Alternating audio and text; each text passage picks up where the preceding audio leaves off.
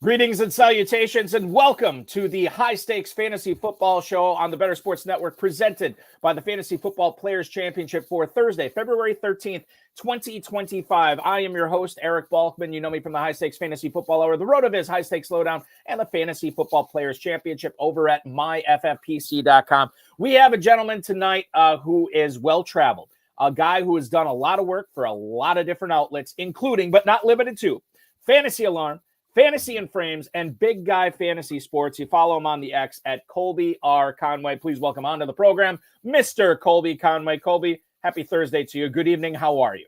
I am doing well. Thanks for having me on, bringing me on the night before the day before Valentine's Day. It's everyone gets this night here before they got to take the ladies and the partners out for a nice dinner tomorrow night, but glad to talk a little bit of football tonight. What? And by the way, are we bearing the lead? Is it also your birthday tomorrow too? Yeah, it is. I wasn't going to say that. I wasn't going to be the guy who brings up his own birthday, but since you brought it up, yeah, exactly. Sure. Yes, it is. So now you're a married guy. Do you have big birthday / Valentine's plans? We always, my wife and I basically do. I get a day, and then Valentine's Day gets another day. So I got it. Okay. I don't even know how we're doing it this year, which is probably really bad because tomorrow's the 14th. But I think Valentine's Day dinner is Sunday night. I don't know when my birthday celebration is, but hopefully soon. Well, the great thing about it is, since it's your birthday, you get to plan it. So whenever you want your day, Colby, you can have your day. The good part is tonight we have you on this show. For all the viewers, all the listeners checking out the HSFF show tonight, we got a fantastic program planned. We're going to go around the NFL. The first edition, the first post-Super Bowl edition of the HSFF show tonight, but still a lot of news, a lot of stuff to unpack, especially with early drafts going on with the FFPC. And, oh, by the way, we're going to get into some of these early ADPs. Polarizing Players will be the second segment tonight. We're going to get into a lot of stuff there, including players like George Kittle, Tyrone Tracy, Tyjae Spears, Keon Coleman, players that you have to not necessarily plant a flag on right now, but when you are coming up in the 11th, 12th, 13th round of the draft, you want to know how you feel about these guys going forward. So you're building the best possible teams that you can. And then we'll find out if Colby is in or out on 2025 rookies, including Travion Henderson, Emeka Egbuka, Harold Fannin Jr., and cornerback Travis Hunter. Yeah, we'll get into that as well. I want to remind everybody, too, if you are looking to put some of this advice to good use, why not check out myffpc.com? The FFPC Never Too Early Best Ball tournaments are going on right now. You can enter for $125 into the Never Too Early tournament for a $40,000 grand prize. A $10,000 grand prize is up for grabs at just a $35 entry fee in the Superflex edition. Those tournaments are already off and running. They're going to go through April 24th, which is the first day of the NFL draft. Then they will stop, and they will be cut off for the remainder of the season. Drafts are available with a 30-second, 60-second, 2-hour, and 6-hour clock as well. If you want to not play in best ball and you want to play in a managed league, God bless your heart. And we have that going on right now with the Big Gorilla Tournament, $1 million grand prize, $350 entry fee, 3-pack for $1,000. Drafts already off and running now via live and slow drafts. You have the early Rampage tournament. So if you enter the Big Gorilla for $350 right now and you're part of the first 200 leagues that fill before June 14th, you'll also be in the early Rampage tournament. 2 tournaments for 1 entry fee. Got to check that out. And the 7 Bananas promos are live. If you get the 7 pick 2 times, 3 times, 4 times, 5 times in a row, you will have a lot of prizes added to your account. We've already awarded a free $125 best ball team for a player who got the 7 pick in 2 consecutive drafts. 3 consecutive drafts, you get a free main event entry. 4 consecutive 7 picks, you will get a high society $10,000 entry. And if you get that 7 pick 5 times in a row, we're going to give you a jungle safari for 4 or 50 grand, whatever you want. And that does happen. It may not happen this year, but it has happened in the past. While you're at myffpc.com, pick up a Dynasty Orphan today. Entry fees range anywhere from $77 up to $5,000. A lot of teams have already been discounted. 1,800 plus leagues over 15 years. Not a single one has ever folded. You want to play fantasy football 365 days a year? MyFFPC.com is where to play Dynasty. Shout out to our producer, Matt Deutsch, who is pushing the buttons tonight. Let's get in to tonight's Around the NFL section, courtesy of Fantasy Alarm. I'm going to kick things off with some Saints news. No, not Clyde Edwards-Helaire signing with New Orleans, which just happened. But let's talk about Kellen Moore. Colby, he's already said he is not only going to be the head coach, he is going to be the play caller this season as well for the Saints, fresh off of winning a Super Bowl with the Eagles. He is now the head man trying to resurrect everything in New Orleans. This was announced at his press conference yesterday. Never been a head coach before. 33 points for the Eagles offense in the Super Bowl against the Chiefs. The ground game was really prevalent for the Eagles this year, and obviously Saquon Barkley it was a big reason for that. But if you think about what he did with the Chargers, what he did with the Cowboys when he was the OC there, they passed a lot. So now we'll have to see what happens in New Orleans. Has he turned over a new leaf? Are we looking at Alvin Kamara? And we'll talk about Alvin Kamara in a little bit. But are we talking about more of a run or a return to the run game for Kellen Moore, calling plays for the Saints? Or is he going to air it out with Derek Carr and Chris Olave? Again, Colby, assuming health. This is kind of what we thought. Kellen Moore calling plays. What does it mean for fantasy right now? It's look at it coming into the past year. We were excited with Kellen Moore calling plays because he utilized the slot receiver a lot. So when it came to this past year, we were excited about Devontae Smith in Philly. I think it's going to be a similar type thing with Kellen Moore. I think here's the thing. I'm not surprised that he's calling plays, and I don't think many should be. When you have these coordinators that get head coaching jobs, you stick with what you know. He knows calling plays. That's what basically got him to the head coaching job. He's going to stick with that. So for fantasy purposes, I expect New Orleans to be a team that airs it out yet again, health willing, and it should be good for the slot receiver there. So maybe if it is another receiver that they bring in, if we get a healthy Rashid Shaheed who lives in the slot, there is opportunity there. So I'm excited for it. I'm not surprised that he's calling plays, and I think it more so benefits the passing attack as a whole. I don't think 1 year of a run-heavy success for Kellen Moore is going to change his ideology. He's a quarterback, or I should say a former quarterback. He wants to throw the football. That's what's going to happen. It's going to be good for the slot receiver there, but mostly any pass catcher in New Orleans, I think this is about as good as you can get from a play calling perspective, at least given the options that were left. Because if I'm not mistaken, excuse me, he was the last head coach, right? Yes. The Saints were the last team to get head coach. So about as good as you can do there. So for the pass attack for New Orleans, I give it a thumbs up for this. Let's talk about Shaheed, as long as you brought him up. He's going at the 1109 according to Fantasy Mojo, fantasymojo.com. Anytime we cite FFPC ADP, it's always Fantasy Mojo. Wide receiver 53 at the 1109. He's recovering from a knee injury, I believe it was a knee injury. This is Darnell Mooney, Amari Cooper, Marvin Mims territory. Is he being underdrafted at that spot if we do expect this return to what should be a big season for Shaheed with Kellen Moore calling plays and running things?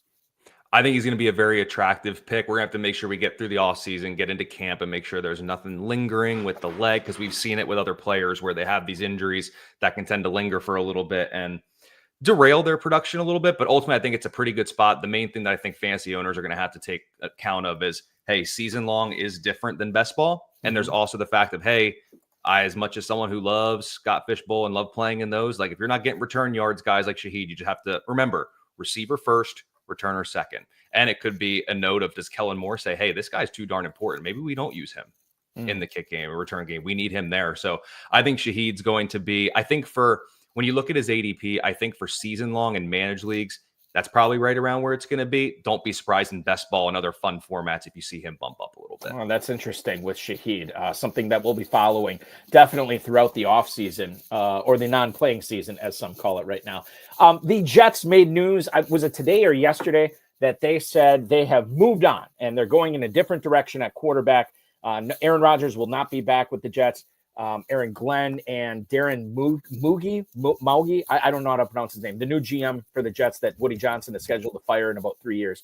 And Woody Johnson all released statements here on thanking Rodgers for everything that he did for the team. But moving on, and then Zack Rosenblatt, Colby, who covers the Jets for The Athletic, said that Tyrod Taylor is the early favorite to start for the Jets in 2025.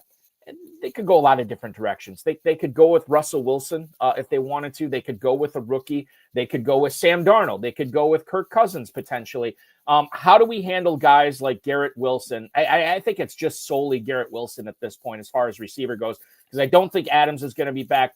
Tyler Conklin is just kind of whatever. He might even be a free agent for all I know right now.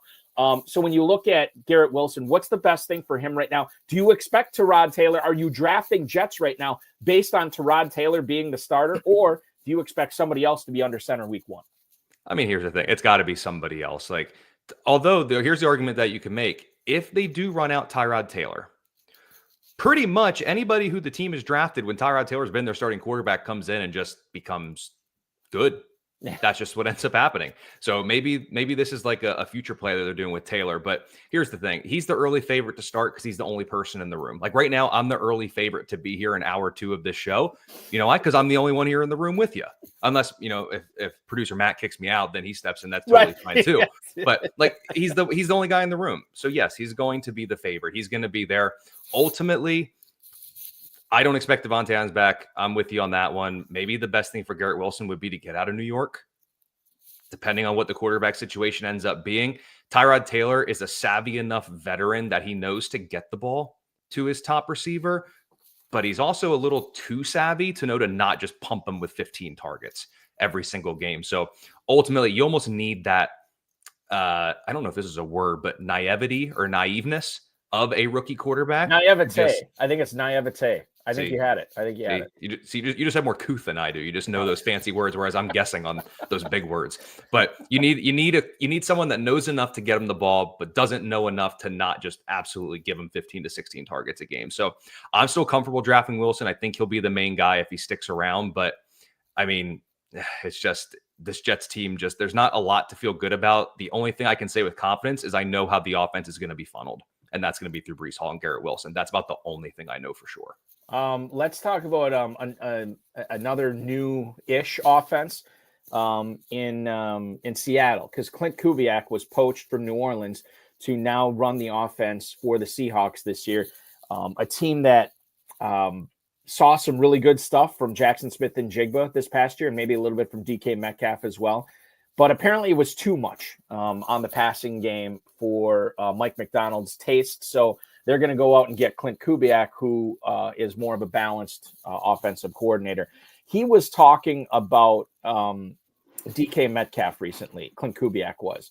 And he said he can, quote, bring a lot to the offense next season. Now you say, well, that's just coach speak. That's, it doesn't really mean anything here in mid-February. Well, Mike Macdonald said that every person he talked to for this job was asked about how to utilize DK Metcalf.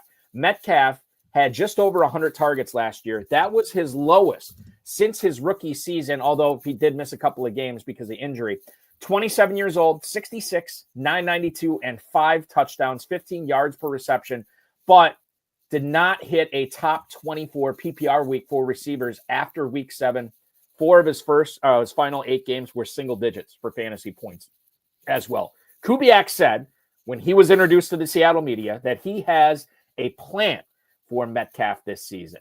Now, does this plan mean that we are going to see maybe if this was last year and Metcalf was right here and Smith and Jigba was here, in 2025, Colby, are they going to be a little bit closer together? Do you think that's part of the plan? Because right now, you look at the ADP on these guys in the Never Too Early Best Ball tournament with the FFPC, you can get DK Metcalf in the mid-5th round as wide receiver 25. But if you want in Jigba, Jackson Smith and Jigba, you got to pay up for him, wide receiver 14 in the early 3rd.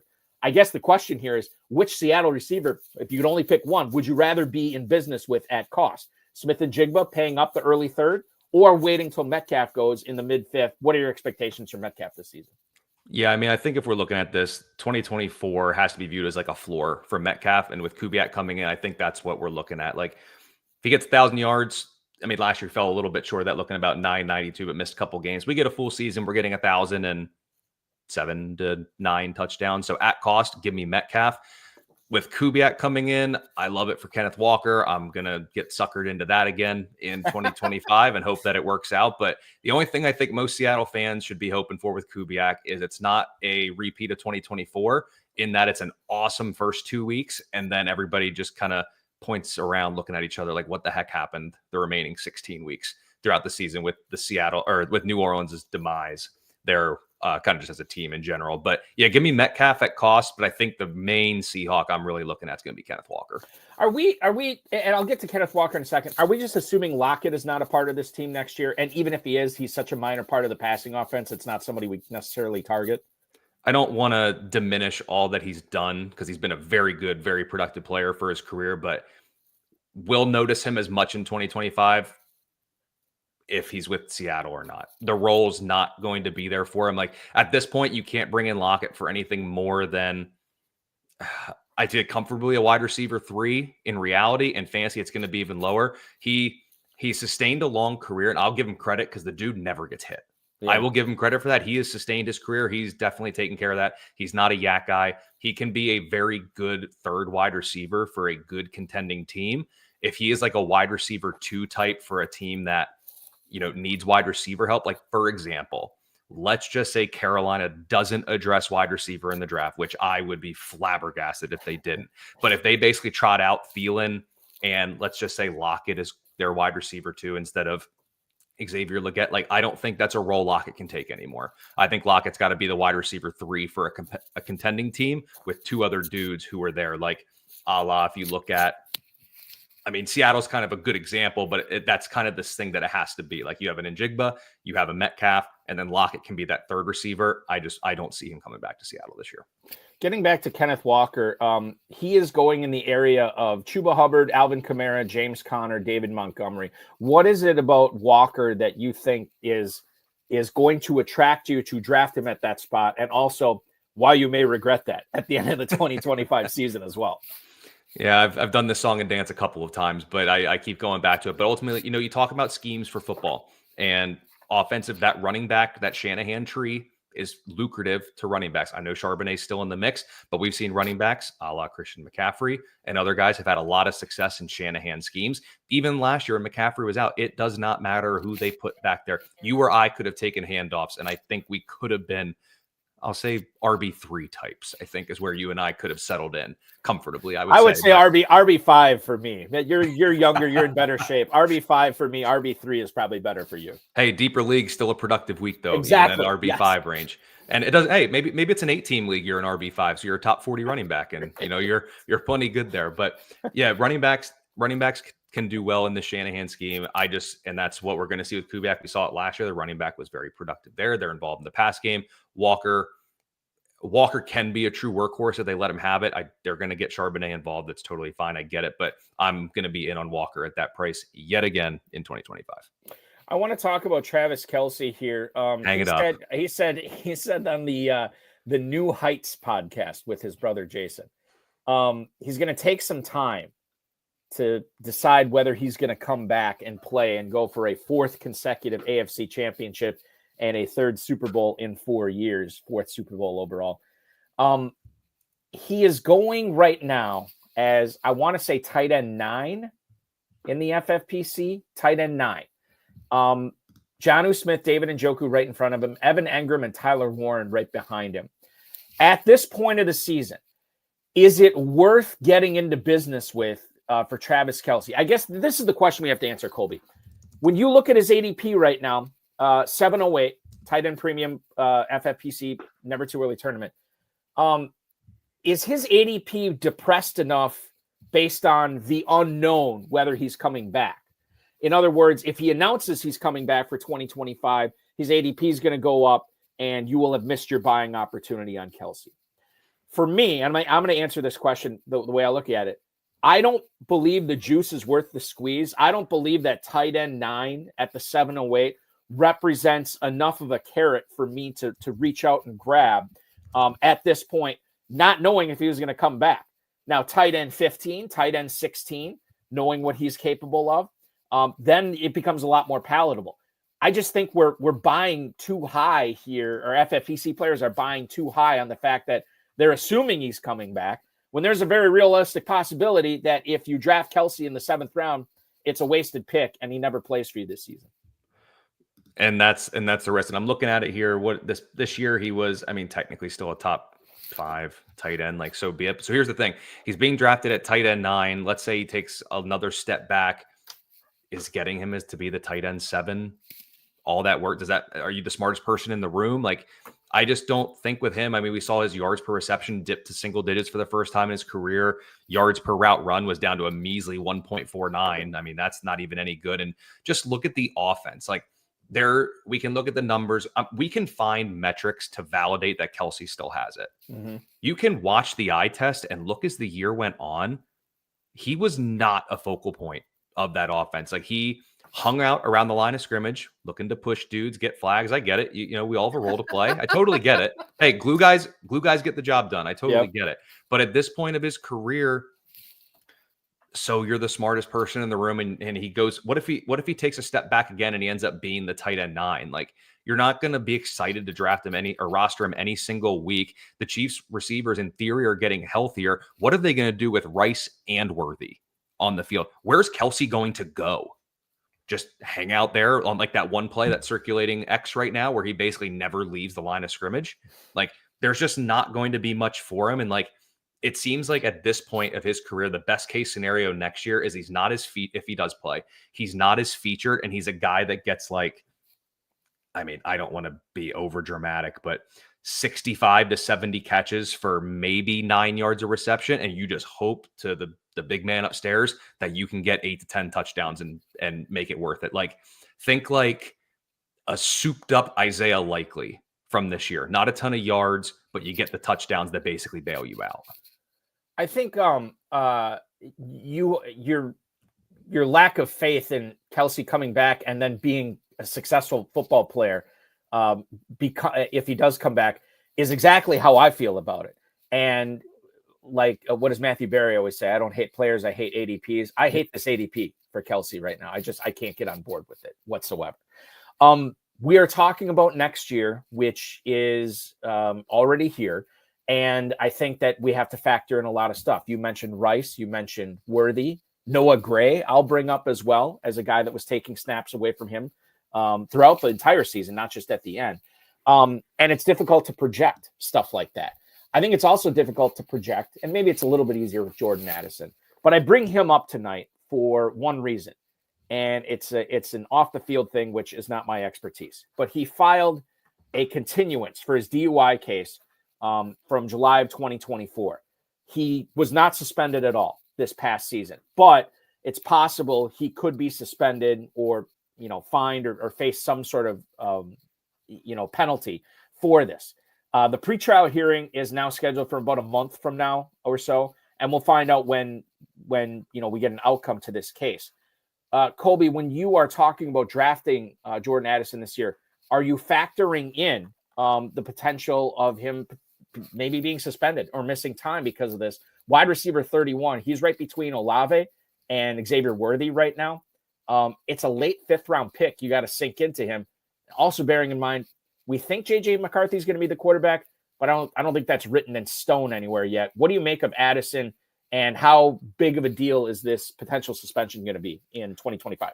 Yeah, I would say with McCarthy, it's not written in stone yet, but I would say the stencil is already on it and drawn. Like, they're ready for it. They're just not fully going into it yet. So the price with Addison, I am, let's just get the disclaimers out there. Not a lawyer, not a legal expert of any nature.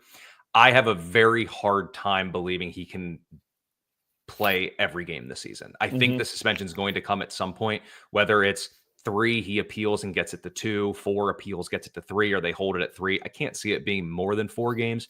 A lot of questions. 1, when is the suspension coming? 2, how long is it going to be? 3, what do we make of JJ McCarthy? There's a lot of questions at wide receiver 31, and the guys around it, I'm just going to be more confident. So I don't necessarily blame anybody for liking Addison at that price. It's just based on how I'm going to end up doing just builds with drafts that I think that I'm going to end up being it. I just don't think that spot is going to be where I take Addison or be looking at him.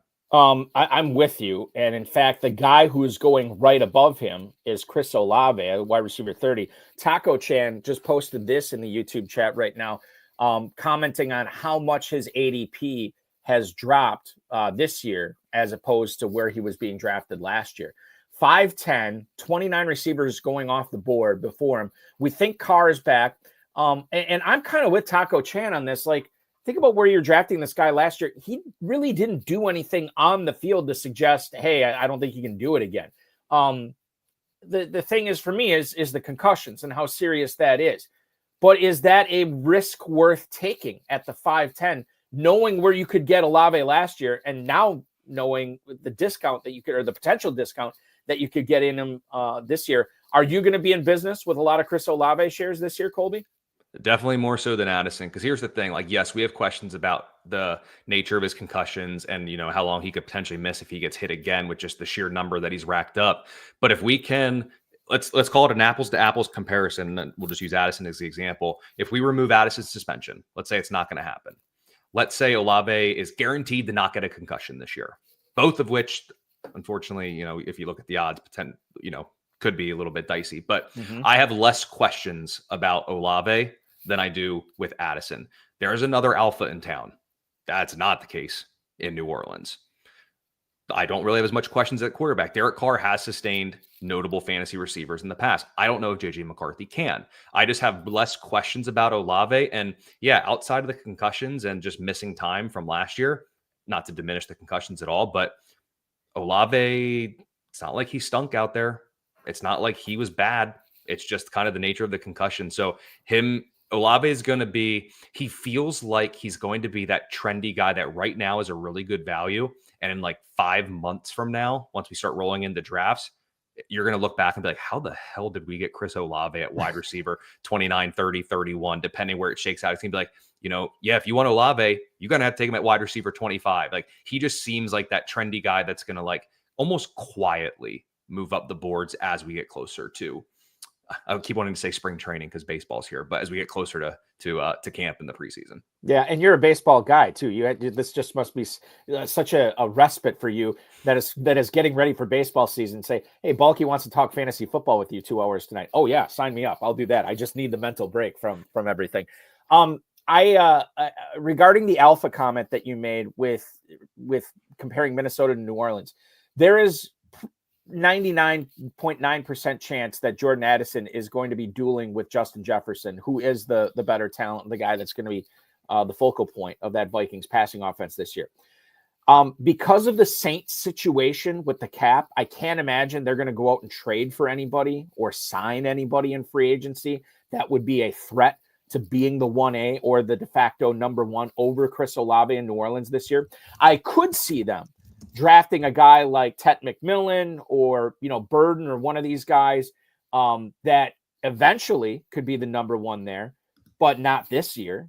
So there's almost a 100% possibility that when 2025 season starts, Olave is still the number 1 guy there, and Addison almost has no shot of being the number 1 guy in Minnesota too. Something to keep in mind. Let's talk, Dak Prescott here. He is trying to amp it up in his recovery from a torn hamstring last year that, quite frankly, was the nail in the coffin of the Cowboys season. He is going to have Brian Schottenheimer back this year. He is going to have CeeDee Lamb. He's going to have Jake Ferguson. They're probably going to do something at receiver, an upgrade over, Tolbert or Cooks, something to that effect. And then obviously at running back, I can't imagine that they ignore it for two consecutive years. There's probably going to be a decent pass catcher there. Schottenheimer is a guy who's really been, I know the head coach has changed here, but the offense should stay relatively the same. And the offense for the Cowboys, when everybody's been healthy, has been rocking. Dak Prescott, I think I brought up on this show, I think it was last week with Ryan Reynolds, we were talking about it. Dak Prescott is quarterback 18 at the 1106. This is a player, if I'm volume drafting here in February, I want to get Prescott as my second quarterback on almost every team I can. I think that's way too low for him. Colby, how do you feel about him and the Cowboys offense sort of in general this year? Yeah, Prescott's not going to be that cheaper QB1 that you could get to carry your team like you have in years past. He's just been propped up by so much pass volume. Go look at Brian Schottenheimer. You look, other than the past couple of years in Dallas when he wasn't really calling plays, he has not really led high-octane passing volume offenses, at least in an offensive coordinator position. But what if Dallas does nothing again at running back? They're going to be forced to throw it. He does have some weapons. Prescott's a perfect QB2 this year that could maybe flirt with QB 11 to 13, 14 overall. He just doesn't run anymore. And this hamstring injury is certainly just not going to be like, I'm going to come back from this and amp it up and be a major dual threat quarterback. That just isn't the case. He's not going to run, but it's not being a mobile quarterback is not the kiss of death to being a QB, like a QB1. It's just a detriment to being like a top 4 or 5 quarterback. It's really hard to break into that without being mobile and using your legs to rack up fantasy points. So Prescott's a perfect QB2, but I don't want to be I don't want to be over dramatic, but I think the days of Prescott as like a top 10, maybe even 12 fantasy quarterback just might be done. He might now be that veteran QB2, like last year was like, I was all in on Matt Stafford as my QB2. Give me the old boring guy who just is going to give me a bunch of yards and touchdowns that doesn't run at all. That might be Prescott's kind of narrative here moving forward. The narrative amongst fantasy football fans, NFL fans for Tee Higgins is that he is probably going to be leaving Cincinnati. At least I thought that was the narrative. I have seen plenty of people that think in fact, I've heard on podcasts over the last 2 weeks, within the last 2 weeks, 90% chance he's gone. And then I hear people saying, yeah, I can't really see him with another team. Like he's going to be back with Cincinnati. And I'm like, wait a minute. How do we have this many intelligent people on separate sides? This is not the polarizing players section of the show tonight, but he is a polarizing player as far as where he's going to be next year. Adam Schefter posted on X earlier this week that he thinks that the Bengals could apply the franchise tag to Cincy and then either keep him around or tag and trade, right? $46 million in cap space is what the Bengals have. However, the focus, and we heard this from Vince Tobin, that the focus is and the priority is Jamar Chase and getting him locked up on long term. Now, if you use the tag on Tee Higgins, it's going to give him $26 million for this season. And that's probably less than he would get if the Bengals let him get to the open market. If they tag him and then trade him, that's a possibility. They could get some draft compensation coming back this way. But it's clear that Higgins is the second banana, not only in terms of targets, Colby, but in terms of priority amongst the Bengals and what they want to do as far as signing, which receiver in which order. Higgins is going to be the second banana there as well. You would not know it reflected in the ADP for Higgins right now because FFPC players, last week when we did the show, I think he was wide receiver 15. He is now wide receiver 13. And he's moved up to the 304. He is right behind Ladd McConkey and Tyreek Hill. Excuse me. He has moved past Jackson Smith and Jigba. He has moved past Garrett Wilson. People are big-time believers in Higgins. I don't know if this represents that, hey, he's going to be back with the Bengals and he's going to crush it, or he's going to sign with somebody else and he's going to be the number one receiver there and get a ton more targets than he did in Cincinnati. Regardless, it seems like FFPC players are believing that Higgins is going to have a big 2025 no matter where he is. How do you feel about the situation if you're looking at drafting Higgins? Yeah, it's going to be interesting because he can go to a situation like, let's say, New England. Clear-cut wide receiver one. No questions about it. He's the alpha. He's going to get that big-time workload. But is the wide receiver one for a Drake May-led offense more fantasy conducive than a wide receiver 2 in a Joe Burrow-led offense? Mm-hmm. What about a wide receiver 2 in a Jaden Daniels-led offense, or wide receiver 1, depending on if you're a Terry McLaurin fanatic or not? But yeah, when you look at a lot of the spots for him with Higgins, I think a lot of people naturally are going to look at those wide receiver needy teams, and us fantasy people are going to have a little bit of, these maybe unconscious biases with it. Like, where would I want him to go? Washington. Why? Jaden Daniels, exciting rookie season, should be good for fantasy value. Mm-hmm. However, they're going to run the ball a ton. So, maybe it's not. Go to New England. There's some knocks on Mike Vrabel in that, when he was the head coach, it was Derrick Henry. They were run. Can they have a good wide receiver one there? Well, they had AJ Brown for a little bit and they did just fine there. So for Higgins, that is pretty expensive for me. And when you look at situations, like, I think if you were to go team by team and start looking, the wide receiver 2 in a Joe Burrow-led offense might be better than maybe 10 teams as their wide receiver 1 with unstable quarterback situations. That's where I kind of settle in at. If he's going to be that wide receiver 13, I don't know if I'll have many shares of him there, but I love the idea of it. And I think you're right. If you look at PFF's, their projection for Higgins, they got him about 28 mil a year. So the 26 would actually be a little bit of a bargain for Cincinnati if they were to retain him, but Chase is the one. I think last year kind of bucked the trend a little bit, if I'm remembering correctly, but these alpha receivers in recent history, over the last 5, maybe 10 years, these alpha receivers that switch offenses, that switch head coaches, switch OCs, switch QBs, even if they're getting paid, hasn't always necessarily been great for them that first year.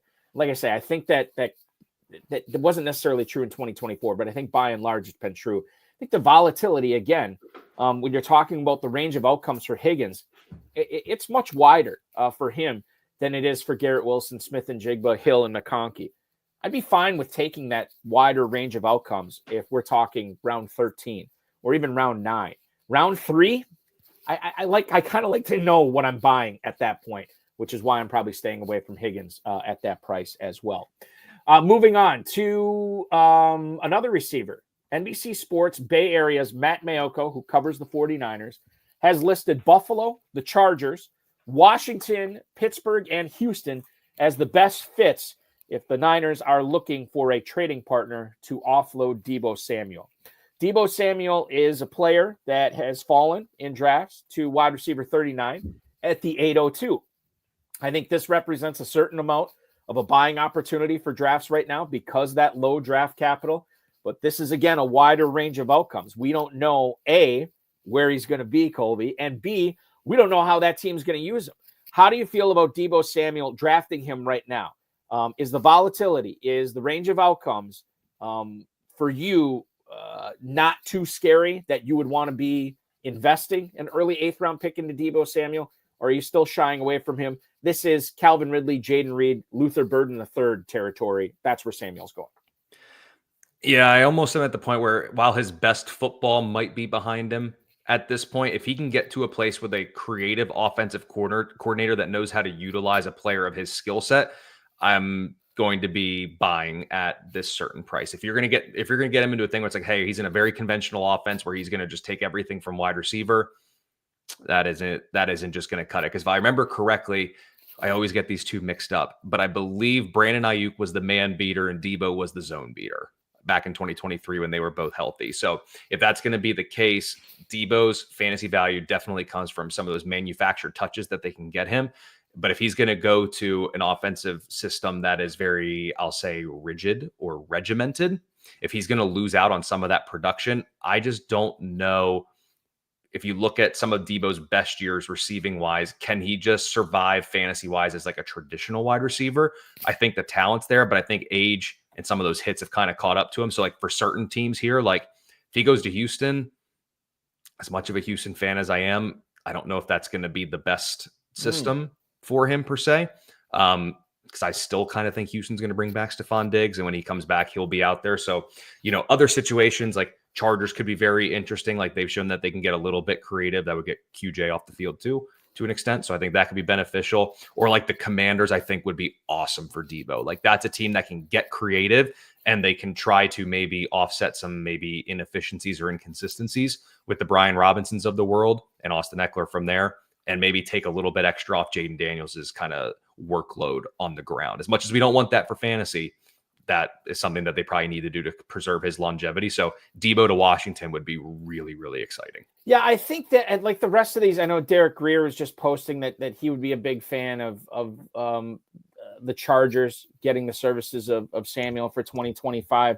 I think that, and you laid it out with Houston. Buffalo, to me, it just screams a location that we get very excited about. And then when we actually see the product, we're like, God, they just don't use Deebo Samuel at all. So I would not be a fan of him going there at all going forward. Let's move to Cleveland here. And Zack Jackson, who covers the Browns for The Athletic, has said that the Browns might only be able to afford a bridge quarterback. And he cites this season, and he cites possibilities, including Kirk Cousins and Daniel Jones, who I believe, is he still under contract with the Vikings? I thought he was, but I guess don't quote me on that. But let's talk about this for Cleveland, because they have some exciting pieces there. Jerry Jeudy was a world beater in the second half of the season. We saw David Njoku being able to take advantage of some one-on-one matchups that he was able to exploit with his unique skill set. So I think that when we talk about drafting Njoku, when we talk about drafting Jeudy, we kind of need to know who the quarterback is.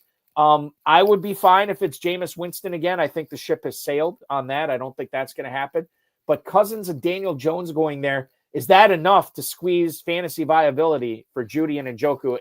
And before you answer that, I'll tell you that Judy's current ADP is at the 5'10", and Njoku in his ADP is currently at the 6'11".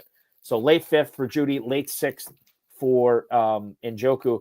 Do you think a guy like Cousins, a guy like Jones could pay off those ADPs for those two players?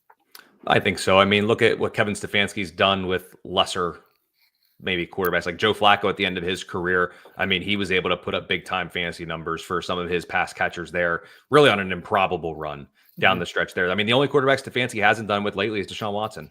And that's arguably the most talented one on the field in terms of that. So, yeah, I mean, if they can get like Kirk, I mean, I was pretty harsh on Kirk this year, like with his production and everything. But I don't know, maybe if you want to go take a walk down narrative street after that, maybe there's a little fire under his you-know-what, and he's ready to go. And if he can go to Cleveland, I mean, he's done it before. He's done it in multiple offenses at this point in his career. So I would be very excited if Kirk can get to Cleveland. They need to make sure they can satisfy Myles Garrett first because they need him badly. But the other argument is, hey, let Myles Garrett go. That defense is bad. You maybe or worse, and you start to get in some shootouts, which we know can be good for fantasy. So I'd actually would like, from a fantasy standpoint, for Kirk to go to Cleveland for those guys. If so, wheels up for Judy and Njoku. I'd also kind of like to, as painful it would be for Browns fans, I'd like to see them trade Myles Garrett, get some draft capital, and utilize that to really bolster that offense. You need help in the backfield as well. I think you need another guy opposite Judy. I don't think that guy's on the roster yet, too. I know there's a lot of Cedric Tillman people out there that'll disagree with me, but I'm not sure. Let's go to one. I think Colby, going to be one of the most interesting players to follow this offseason, and it's because what he did in the Super Bowl. This will be the lasting image that fantasy football players have in their heads of Xavier Worthy catching all 8 of his targets for 157 yards and scoring 2 touchdowns against that vaunted Philadelphia defense. Now, I understand some of it was garbage time, okay, but he still did it. He still performed, and he was still the biggest threat that the Chiefs had on the field in order to score points and move the ball. Wide receiver 32, 5'11". That to me suggests he's going too low, especially based on that performance. Also understanding that Rashee Rice is going to be back, probably with a suspension, but Travis Kelce may not be. Worthy at the end of the 5th round, and I was not a Worthy guy coming into this season. I think I've become one. How do you feel about that current ADP based on what you saw and based on what you think the Chiefs are going to do on offense for this upcoming season? I mean, you could make the argument that the return of Hollywood Brown actually allowed them to do more with what they wanted to do with Xavier Worthy all along. Because you look down the stretch, like looking at it here, obviously the playoff games outside of the Houston game, he was pretty productive with 230 yards and 3 scores between the Philly and Buffalo games. But then even down the stretch, like in the regular season, scored against Pittsburgh, scored in that game against Houston, had a rushing touchdown against Cleveland. He is going to be a jack of all trades guy for them. But when on the field and when healthy, make no mistake about it, it is the Rashee Rice show. Like, I am convinced that it's him. Don't get me wrong. He may not win on these big time elaborate routes, and it's those stupid pick plays underneath that Kansas City runs to death. That is incredibly frustrating. This generational quarterback at Mahomes, yes, I know he threw the 70-yard ball to Worthy. Everything else is in front of the sticks. It's incredibly infuriating to watch. So it is Rice's offense, but Worthy's going to be very intriguing. I am scared to death of where his ADP continues to go because of that BS touchdown right at the end on the 95-yard pass. It keeps getting longer every time I bring it up. If you're the 150-yard pass by the end of the show. Yes, clearly. Yeah, actually, I think all of 150 yards came on that one play of his that he had there on that long touchdown. But I'm worried his ADP is going to get a little bit too much, and I'm too much of a Rashee Rice believer in his role in that offense that I love Worthy. But I honestly don't know how much I'm going to have him. I think he's going to get too expensive for me. Again, it's not a hate the player. It's just kind of a hate the price, hate where the ADP is going to go.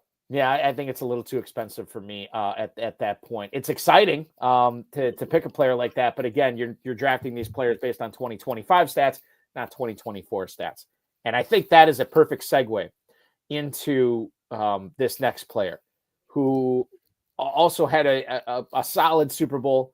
He had almost 100 total yards, 6 catches, but it's what he did over the course of the season that made Saquon Barkley so special in fantasy leagues. You've been playing fantasy a while, Colby. You've seen this happen before. We draft a player based on what he did last season, based on what we think is going to be the same. Great offensive line, great team, Super Bowl contender, still not 30 years old. Saquon Barkley moves from the early second to the early first now. Running back 1 on average, 102, right behind Jamar Chase. I have to be very delicate on how I ask this question. Is he doomed to disappoint us, right? It's going to be difficult for any player to live up to that draft capital. But a player who's coming off a career year like Saquon Barkley, is he really going to return 102 value? These players that get drafted this high rarely finish in that order, right? Like Saquon Barkley, the odds are definitely against him to finish as RB1 this year just because of normal volatility. This is what happens, right? Knowing what he did last year, knowing his price tag this year, if you have one of those top 3 picks in the draft, how much are you seriously considering Saquon Barkley, knowing that he may just break your heart at the end of the season? I mean, you definitely have to consider it, but I mean, he had 345 carries just in the regular season alone. Like, there's that number of running backs getting X amount of carries. It's just they're in trouble the next season. And here's one of those things. It's crazy to think about the fact that this year he had, nearly 2,300 total yards and 15 touchdowns. He could have 2,000 total yards next year and 15 touchdowns. And it's like, well, dang, he didn't do what he did last year. And it's still an incredibly, really good season. So I don't think I won't be considering him up top because I'm probably going to be looking at a wide receiver early in like those first couple, just I really like to kind of look that way here. But I mean, if he were to slip at all, a down year, assuming he stays healthy, coming off a massive, massive career high workload in just terms of sheer touches there, I'm fine with him as one of the first couple running backs off the board. I'm scared to death about him and his health just coming off this type of a workload. Maybe Philly tries to lessen the load a little bit in the beginning of the year to try to save him a little bit, knowing that they have these other aspirations of, potentially repeating and trying to get start the path to a back-to-back Super Bowl campaign. But the workload this year scares me. He's been a guy that struggled with health throughout his career already to this point. I mean, it was really one year he had the really bad injury, but other than that, yeah, I'm a little scared of him early on, and it's a testament to him that I'm concerned about a guy who's probably looking at a floor, if he stays healthy, of 1,800 yards and 12 touchdowns. Right. It's really weird to be like scared about that. Anywhere else, I'd be taking that. And yeah, I was going to say, like, if that's, if you take him at the 102 and he gets 1,800 total yards and he gets 15 touchdowns, I think I'd be okay. Like that's fine. It's not a world beater, but I mean, to come through with that type of floor, I'm totally cool with, even with that high draft capital. There is so much more that we could get to. We're running out of time in this first segment. So what I want to do is move on to the second segment. We're going to take a short break. When we come back, polarizing players for 2025. Jaden Daniels, Baker Mayfield, Kyler Murray, and other players other than quarterbacks. Isaiah Likely, Trey Benson, we'll get into them as well. He is Colby Conway from Fantasy Alarm, Fantasy and Frames, and of course, Big Guy Fantasy Sports. I'm Eric Balkman from the FFPC. Stick around. We'll be right back. If you want to play Superflex tight end premium, boy, do I have a spot for you to do that. MyFFPC.com. And if you use promo code COOP right now, they'll give you $25 when you deposit $35 or more. And there's 2 ways to play. You can do a startup where you're just drafting from scratch. And that's a big endeavor. And as Jag said, if you mess it up, you're setting yourself up for a world of hurt for a long time. Then there's my favorite one, the funnest version, which is picking up what they call an orphan team, which is one that someone's abandoned. And they basically put them on there and sell them for less than what the buy-in is. So you can go up, pick some of these teams. Some of them are bad. I mean, Jag, you and me were looking through them. One of them is a $750 buy-in team you can buy for $1. That's the ultimate move, is to save one of these teams and you get it at a discount. Go over to my FFPC, get set up now, use promo code COOP. They'll give you $25 when you deposit $35.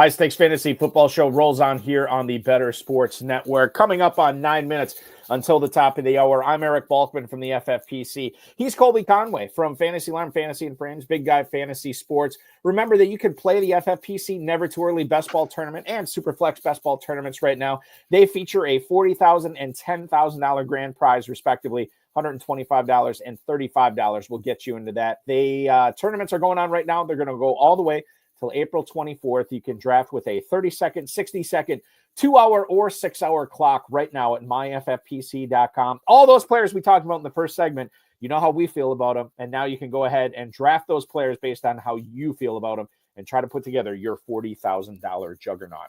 Polarizing players for 2025. Let's lead things off and look no further than the first round of the draft. In fact, some people would say this guy should be the first receiver off the board. I shouldn't say first receiver off the board. Second receiver off the board. Second player off the board behind Ja'Marr Chase, and that is Puka Nacua. We have not heard any official word that Matthew Stafford is coming back, that he has a new contract with the Rams, although I think all signs point to that being the most likely scenario that we're looking at.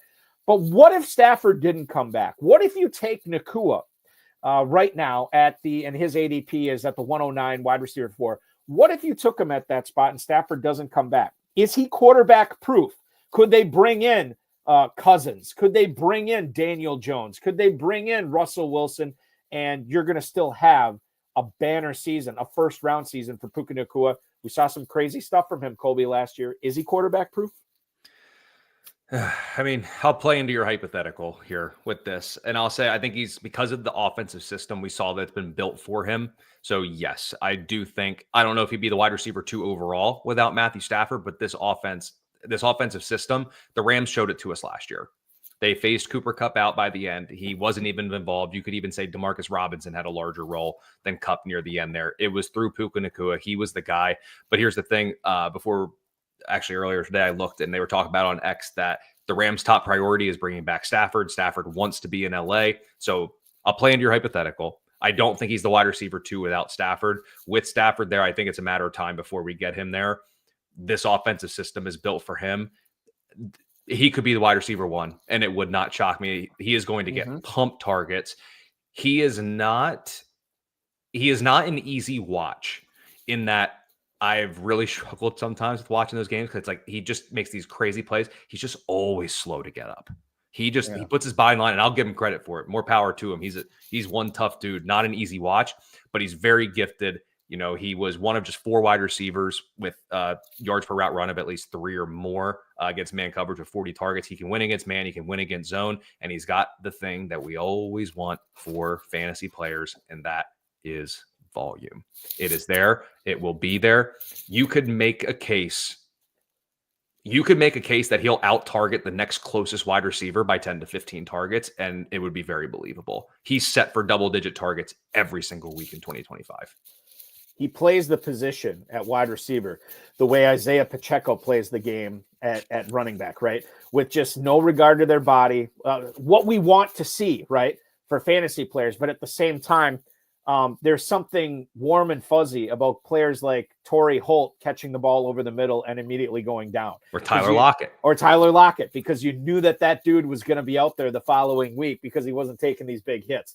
Not the case with Nacua, and certainly not the case with you mentioned Pacheco, so I'm going to throw something out there. Everyone makes fun of him for his running style.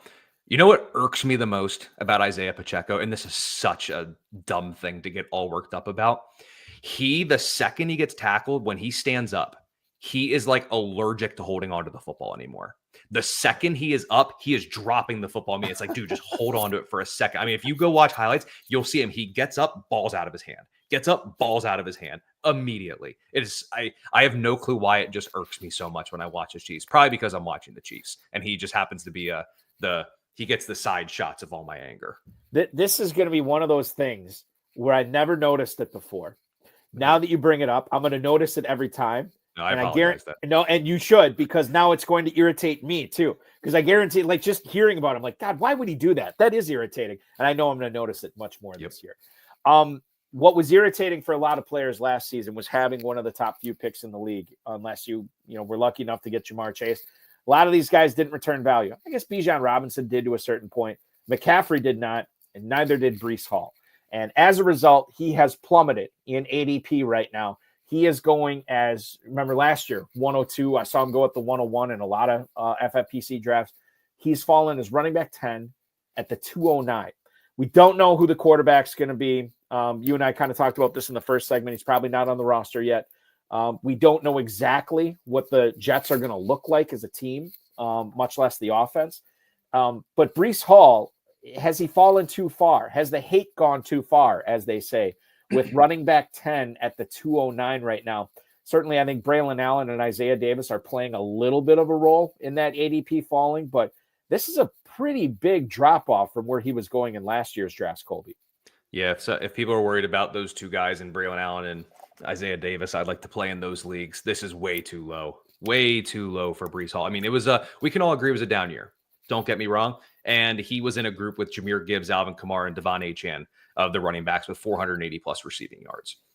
You're going to give me that? Questions at quarterback. I already said it earlier. I know where the offense is going for New York in 2025. It's through Breece Hall and it's through Garrett Wilson, assuming he's still there. So we're going to get a ton of workload. That defense should be good enough to keep games close, even with a potentially iffy quarterback situation. The game will never get out of hand. He's basically game script proof. So as long as he stays healthy, this is way too cheap for Breece Hall. So if this price point stays here, he will be in contention for one of my highest owned players in 2025. He's going behind McCaffrey, Irving, and Jacobs. He's going right ahead of Jonathan Taylor, at least at the running back position for that ADP right now. A player in 2024 that I think was the beneficiary. He's a super stud at tight end. But I think he was the beneficiary of having things go badly around him. Christian McCaffrey dinged up almost the entire season, save a couple of weeks, right? Brandon Ayuk tears his ACL after getting off to an already slow start since he missed all the training camp. Deebo Samuel was just not the version of him that we're used to last year. And I think when you and Ricky Pearsall, obviously he gets the slow start to his rookie season after getting shot, and it took a while for him to sort of pick up the pace kind of towards the end of the season. When you look at George Kittle in 2025, Colby, I think that you can make the case like, yeah, this dude's going to be a stud again. I stayed away from him last year.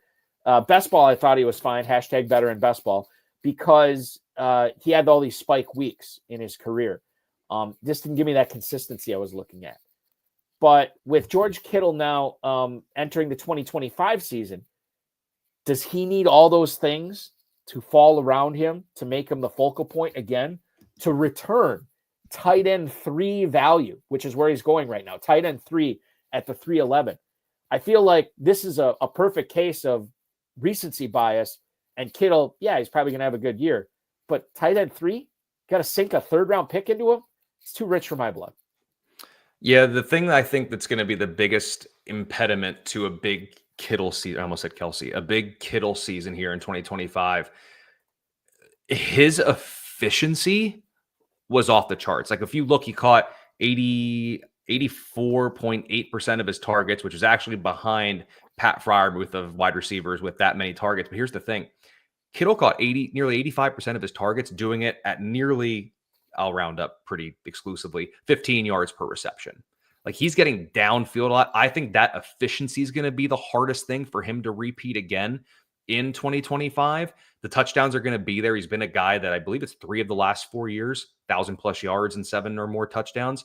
And that's with, guys like Ayuk and Deebo Samuel in the mix. And if we assume that Deebo's gone, it's Ricky Pearsall as the receiver, and then you got Kittle, and then we do, McCaffrey's going to get back into his share. So I don't know if Kittle can quite get to tight end 3 again in 2025. I think it's going to be a little bit of a drop off in terms of his reception percentage. His targets, he's probably about capped where we see him this year. Like I don't think he's going to be like a 100 target guy in 2025. So he's going to need those touchdowns.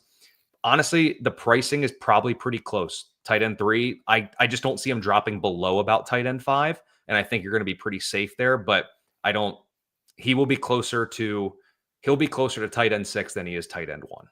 We'll say it that way. Okay. All right. And that I guess that makes, and by the way, I'm on board with you in that statement for sure.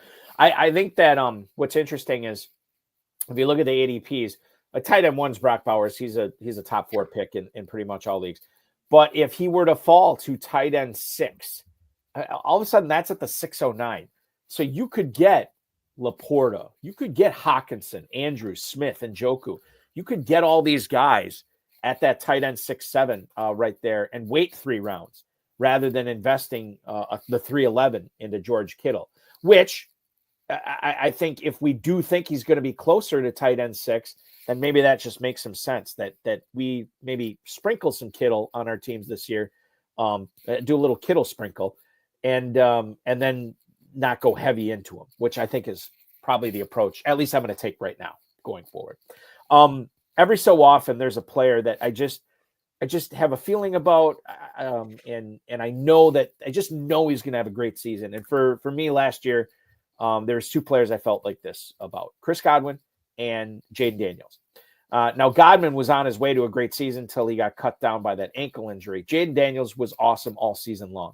I was drafting him a bunch early on. I feel like as the drafting season got to the end of August, early September, then Jaden Daniels got a little bit too pricey for me, so I was kind of staying away from him. He is way too pricey for me now. I love single quarterback leagues. I love waiting till 8, 9, 10 quarterbacks are off the board and then going bang, bang at quarterback and just getting 2 of them right there, Colby. Jaden Daniels fit the bill last year. High upside guy. He could use his legs, and I didn't expect what I got out of him, but I was pleasantly surprised. This year, you have to pay up for that. In fact, there's only 2 quarterbacks going ahead of Jaden Daniels right now, and they both one was first team All-Pro, and one was the MVP last year in Lamar Jackson and Josh Allen. Jaden Daniels is a quarterback 3 at the 401. We know what his upside is. We know what he did last year, and obviously there's going to be a lot of people saying it's going to even be better this year. Another year in the league, all this extra experience. How high is too high for Jaden Daniels? Quarterback 3 at the 401, single quarterback league. Is it already too high for your liking? I think the conversation starts at QB3. I'm not ready to put him ahead of Lamar. I'm not ready to put him ahead of Josh Allen. Those 2 are kind of in a tier of their own. I kind of mentioned it earlier. I think Jaden Daniels is still going to be productive with his legs. How much do they really want him right? They know what they have now. They have a ton of cap space. Maybe use a little bit of on a receiver, but they're going to load up on that defense. There may not be as many shootouts. There could be something like that. Why does he need to take these unnecessary hits? What if they get a Deebo? Trade a couple of those Jaden Daniels runs for Deebo runs. Keep the pressure off, or keep the wear and tear off of he's the rookie. So after his 3rd year, he's contract extension eligible. So like in 4 years, you're getting ready to dish out hundreds of millions of dollars to this dude. So you want to preserve him as much as you can. So I think the conversation starts at QB3. And here's the thing. Washington's going to get a receiver, and everybody's going to go wild. Imagine Jaden Daniels with Terry McLaurin and insert really good wide receiver that they got here. The inflation's going to be there. If you take him at QB3, I'm on board with it. There's going to be some leagues that I do that. I think where I'll kind of do like a, like when you say like a dog's word and they get like that massive head tilt. If I start to see like someone take him at 2 or maybe even 1, that's when you're going to see my head tilt. Now my ears will perk up because I'll be like, good for you for going with your guy. I wouldn't have done it, but I respect that you're planting your flag. I drafted a team in the Kentucky Fantasy Football State Championship on Sunday, one of the Super Sunday drafts. And it came around to my pick. This is probably like the 5th round. It's you got to start 3 receivers. Maybe it's the 4th round. You got to start 3 receivers in this format. So there's a premium on receivers. And George Pickens was still out there. And I would have had to take him as my wide receiver 2. What was it? 3? I think it was 2. It doesn't really matter, 2 or 3. So a guy I would be counting on a lot this season. And I just could not pull the trigger on him. The offense, the quarterback stuff makes me nervous. The stuff I've read about him, the kind of off the field stuff, the mental stuff with him. I don't remember who I took instead of him there. It might have been like Jalen Waddle or something like that. But George Pickens does not give me the warm fuzzies this year. The talent is out of this world. If we just drafted on talent, he would be a 1st-round pick. But we don't just look at talent. We have to look at a lot of things. How nervous are you about drafting George Pickens this year? His ADP in the FFPC never too early tournament sitting at wide receiver 26 at the 507 right now. I'm as nervous as you are. I'll say it this way. He is probably one of the 7 or 8 receivers that if I were throwing the ball to, I'd be confident would come down with it no matter the situation. Dude catches everything. He can beat man coverage. He's very good at the point of the catch. But, Yogi Berra talked about it in baseball. It's 90% mental and the other half is physical. And I don't know if he has the mental side of it. Yeah. Like, regardless, like, I don't want to, I hate to, this guy's more talented in his, left pinky than in my entire body. So I hate to like diminish the guy this way, but like if the team were to suck and he were to get 140 targets and produce, I think he would take that. I think I think he wants his stats and numbers. You see it on the field. Like he just mentally is just out of it at times and becomes unplayable. How much longer does Pittsburgh put up with it? Yeah. If he goes somewhere else, I don't think this is a change of scenery fixes this. Like, I think this is a mental, maybe maturation or development that has to occur. He is going to be someone that if you could just guarantee me there were no mental hurdles or any outbursts on the field or anything, I would be happy to push him up past wide receiver 26, even without a quarterback in the mix. I don't know. Like every week, I feel like if I draft Pickens every week, I'm waiting for the post Thursday practice news to drop that he suspended Sunday for conduct detrimental to the team. That's what I'm scared to death of with Pickens. Love the talent, but man, I can't trust him. And I hate to say it. Yeah, I can't trust him either. And, when it comes down to it, we're not talking about a 10th round or 11th round pick. This is a player that is part of your core. You have to draft him as part of your core. He is a mid-5th round pick. He's either going to be your, I guess technically he could be your number 1 receiver. At that point, he's probably most likely your number 2 or number 3 receiver. And you need to count on those guys. And he can't be counted on. So if he does slip, then yeah, he would become not necessarily a target, but I'd be more likely to draft him. But at this price, he's just an easy fade for me. And also, I mean, look at it too. Like this is a big time ADP kind of in a sense, but I mean, his career high is back in 2023 with 1,100 yards, but only 5 touchdowns and only 63 receptions in a year. Like, I guess this is kind of maybe that hashtag better in best ball type player. Like you're drafting a guy as a wide receiver 2 whose career best is 63 catches for 1,100 yards and 5 touchdowns. Is the juice worth the squeeze with everything else and all the stress that comes with it? I don't think so. Yeah, I won't be juicing any George Pickens this year. Tyrone Tracy, though, on the other hand, is a player that I was happy I got into business with in Dynasty rookie drafts last season. I drafted him as the injury away type guy. Not even an injury away type guy. He was actually being drafted as sort of like the 1B in that Giants backfield last year with Singletary. He's moved up quite a bit this year as well. You would expect him to, running back 21 at the 607. So I think what we have to figure out is, number one, what are the Giants doing with the backfield?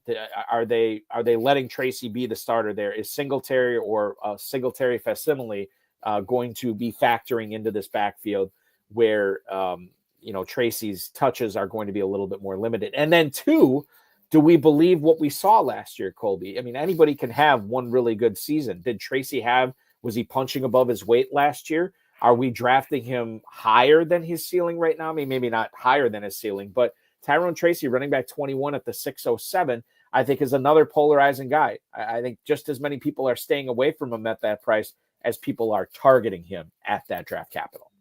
Yeah, I hate the RB21. That's a little pricey, but I do love Tyrone Tracy. I think he's going to be their lead back this year. I was trying to dip into some savings numbers and looking at contracts. I don't fully understand what all this stuff means, but it seems like Singletary is going to be a little too expensive to cut this year. They can get out of that deal after the 2025 season. But when you look from weeks 12 on, Tracy was the RB16, and he's actually right on par with Saquon, Derrick Henry, and Jonathan Taylor in terms of fantasy points per touch. Looking over at Pro Football Focus, he can get it done through the air. I think the Giants will be better. I don't think they'll be good. He should still get enough passing game work. So I would love for that RB21 to slide closer to RB25, RB26. So mentally, I'm drafting Tracy as my RB3 and not my RB2. But I love the talent. I do believe he has a spot in your fantasy teams. He might be more of a flex candidate to open up the year versus like your tried and true RB2. But I love Tyrone Tracy. I think he's a very talented player, and I would love for that ADP to slide back just a couple picks. It'd be nice. It's one of those things. I think if he's going to move at all, he'll probably move up, which makes him even less palatable. Now, what could be interesting, and how would this grab you? What if the Giants utilize a second or third round pick on a running back? Because that will cause his ADP to slip. But and then at that point, you're dealing with him and Travion Henderson and him and Quinshaw Junkins, stuff like that. What if they do utilize day 2 draft capital on a running back? Would at that price, Tracy slipping to running back 26, running back 27. Now, what are we looking at? What are we talking about with him? Yeah, I'd rather his ADP slide a little bit because the team comes out and was like, yeah, we definitely want to keep Devin Singletary involved. Right. I would be much more comfortable with that. I always kind of hate when you have those like good running backs and teams bring in rookies because you're always scared. And a lot of times, like, look at this past year.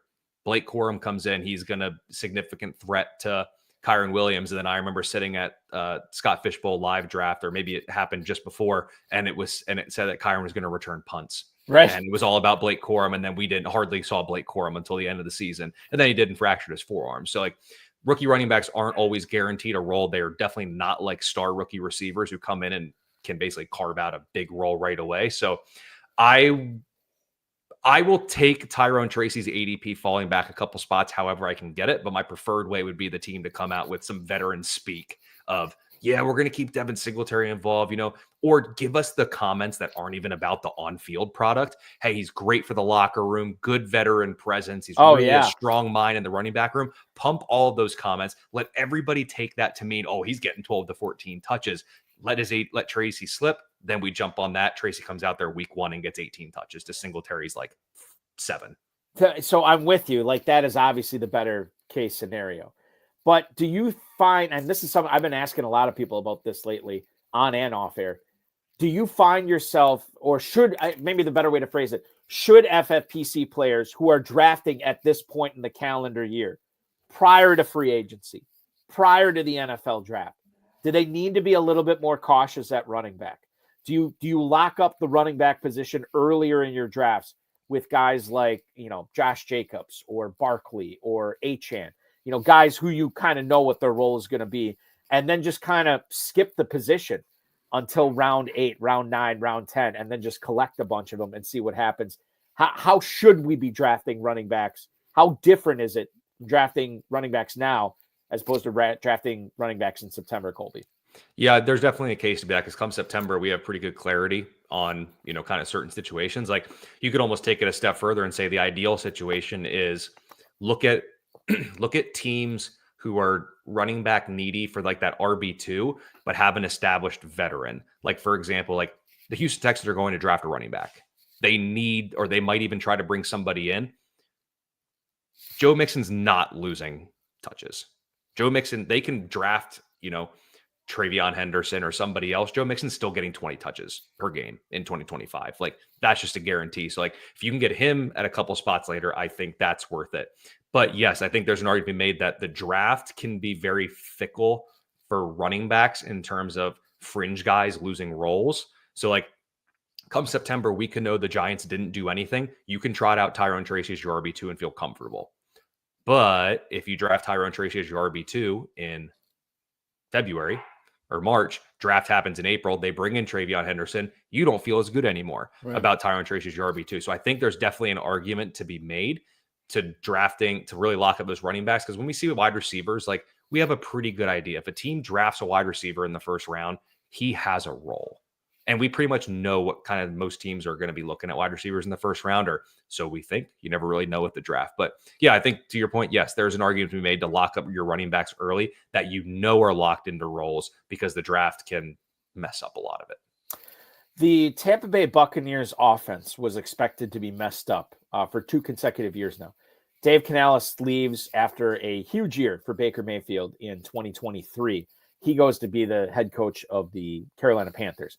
Liam Cohen takes over and squeezes an even better season out of Baker Mayfield in 2024. Now Cohen has moved on to be the head coach of the Jacksonville Jaguars. So now Baker Mayfield, 3rd, maybe even 4th different offensive coordinator in as many years.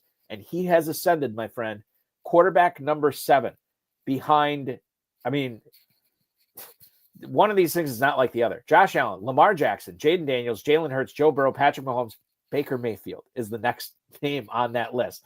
If you want him, you got to take him in the mid-7th round, single quarterback league, obviously with the FFPC Never Too Early tournament.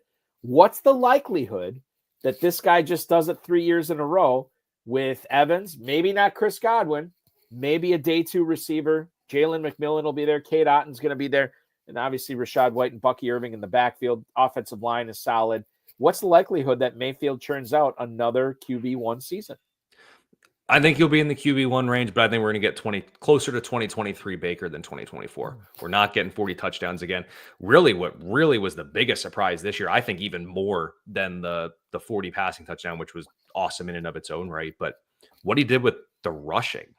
Where did this come from? I mean, sure, 370 some odd yards and 3 scores isn't like groundbreaking, but in like his 8 seasons prior, or however long he's been in the league, he only had 823 rushing yards and 7 touchdowns in all those seasons prior. Like, where did this all come? He's not getting designed runs. He's just taking advantage of what the defense gives him. And he's more of a opportunistic runner, kind of like them Mahomes. Like, they're not going to draw up runs for him that often, but he knows when to take the yards and do it. I think there's going to be a little bit of, I don't like the word, but there's going to be some regression in terms of his stat line this year. I think the rushing numbers are going to come back and take a little bit of a hit. Should be closer to like 150, 200 than almost 400 where he was at this past year. Still think he can get to a touchdown pass total in like the low 30s though, but still be a QB1, but he's not touching QB7 again. Why do you not like the word regression? It sounds so, I don't know. Sometimes it sounds so blunt, or in this case, it's like, it's such like a cliche word to say. Like, yes, the guy who's Baker Mayfield throwing 40 touches is not going to happen. So it's like regression. Yeah. You know, I think he's going to be kind of a victim of the situation. And I just don't think he's going to run again. I think that passing total is coming down. They're going to run the ball a ton. So I just closer to 2023 Baker than 2024. The 2025 version of the Packers pass catchers, I still contend is going to be similar to 2024. The major differences, Romeo Doubs, we talked about the concussions with Chris Olave. I'm very concerned about the concussions to Romeo Doubs and how he comes back from that. I don't think Christian Watson plays at all in 2025. I think he is the easiest player to cross off your wide receiver list. You don't need to be drafting him at all in your leagues this year. And lo and behold, who is one of the last men standing alongside Jaden Reed and Dontavian Wicks? It's Tucker Kraft. Tucker Kraft, who was drafted as, I want to say, like tight end 19 or tight end 20 last year behind Luke Musgrave, has now been the unquestioned number one tight end for the Packers. Ascended last year. He had the first half of the season, he looked really good. That slacked off as the Packers became more of a ground and pound team with Josh Jacobs as the season went on. He is still being drafted right now, Colby, as tight end 13. You're looking at getting him at the 901 right now in the FFPC Never Too Early tournament. Tyler Warren, Dalton Kincaid right in front of him, Dallas Goedert, Jake Ferguson right after him. Do we still want to be drafting this guy at this part, the early 9th round, that 8-9 turn this year, knowing what the Packers seemingly wanted to do on offense could be with rushing the ball, could be the meal ticket again in 2025, but also understanding that he's probably going to have to take on a bigger receiving role in this team unless they go out and do the unthinkable and sign a big name wide receiver or trade for one, which I just don't see that happening. No, I love the price. If he's going to stay at tight end 13, he's going to be a guy I have a ton of. And pretty much for tight ends, it's like tight ends 1 through 6. I'm going to try to get one there. If I don't get it, it's going to be Kraft or later is pretty much where I'm going to end up settling in. But I mean, really, he's kind of a poor man's George Kittle in terms of fantasy, in that he's going to be hyper efficient. He's not going to be a 100 target guy, and he plays in an offense that's going to spread the ball around to multiple different targets. That's the thing. I don't think Green Bay, like there was that quote that came out. I think it was it Josh Jacobs that said like, we just need like a true wide receiver one. Even if they did get that, like the Matt LaFleur offense and a Jordan Love led offense is going to just spread the ball around to everybody. So Kittle's going to need, Kraft is going to need to remain hyper efficient and continue to be a red zone monster for him to pay off. But at tight end 13, it's such an easy buy for me. Because when you look, like I said, hyper efficient red zone machine. And if you go by fantasy points per touch of tight ends with 45 targets last year, he actually was higher than Kittle and trailed only Mark Andrews. Big touchdown guys. Again, Kraft is not going to be a 100 target, 80 reception guy, but he can flirt with double-digit touchdowns this season. I do believe that. I think that's what you have to do. I mean, like, so number one, I'm with you. Like, if I can get an elite tight end, I'll get an elite tight end. But I think a lot of people in the FFPC, based on how elite tight end really failed them in 2024, Sam Laporta, Dalton Kincaid, Mark Andrews. I mean, the only guys that really panned out were McBride and Kittle, and that was it. I mean, everybody else kind of let you down. But I think that's what you need to be looking at. If you eliminate these top guys and don't get them, then wait till 10 tight ends are off the board. Wait till 12 tight ends are off the board. Grab 2 of them. Tight end premium, grab 3 of them. Because you know one of those guys is, I mean, more than one of those guys are going to hit this season, like Jonnu Smith did last year. Tucker Kraft is another example of players at TJ Hawkinson, which, you know, you had to wait around for the payoff, but, you know, he had some good games that helped you out down the stretch last season as well. But go for these high upside guys when the top 11, top 12 guys are off the board for sure this year. You could make the case that that's something you should be doing at quarterback too, where if you don't get an elite guy, wait and take somebody like Kyler Murray, a proven fantasy player coming off a down year. Kyler Murray is a player that he checks all the boxes on paper of what I want. A guy who is able to hit the deep pass, you know, probably should be a little bit more consistent there, but beggars can't be choosers. He does it with his legs, which is a huge part of his game. And he's got 2 really good targets in Marvin Harrison and Trey McBride. Yet that was not enough last year. And he let a lot of people down to the tune of him going as quarterback 12 and slipping to the mid-9th round this year. Is that a good bounce back price that you want to pay in a single quarterback league like the FFPC Never Too Early tournament, Colby? What's the likelihood that Kyler Murray gets back in our good graces this season? I think it's likely. I was in on him last year and didn't quite pan out, but I mean, he's still the guy that I think you can throw for 4,000 yards and run for 500 on the ground. Like, he's there. And who's to say, I wouldn't write off the fact of Arizona not bringing in another notable offensive weapon.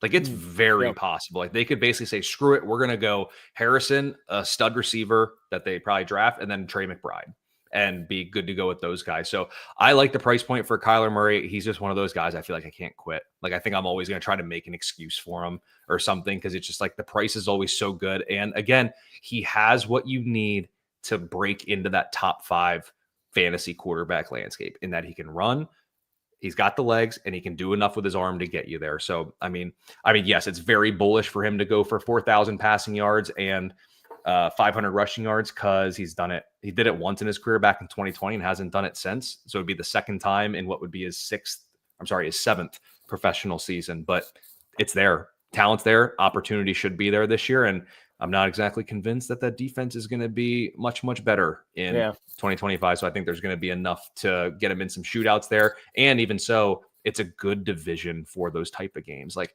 Seattle, like, you can score on them a little bit and they can do enough to push you. You can obviously, the Rams are going to be really darn good, but they can score and push you. And San Fran, who knows what kind of happens with them, but they get McCaffrey back, they should be able to score. So yes, that's a really long way of saying I love the price point for Kyler Murray. If there was a Colby Conway can't quit these players all-star team, we have filled in the backfield with Kyler Murray at quarterback and Kenneth Walker at running back. We just got to flesh out the receivers and tight ends now at this point and see who they will be going forward. I want to talk about Keon Coleman. In a wide receiver heavy draft last year, I mean, you think about the studs in Malik Neighbors, Brian Thomas, Ladd McConkey. Obviously, Marvin Harrison had his share of games last year too. And Xavier Worthy, obviously. We kind of forget about Keon Coleman, and this was a player that I think the Bills drafted, maybe not with lofty expectations in 2024, but a guy that could be a difference maker in 2025, perhaps being the number 1 receiver on a Josh Allen-led offense. Is he going to take the next step the way that we have seen many receivers do in their sophomore campaign in the NFL to being a big-time playmaker?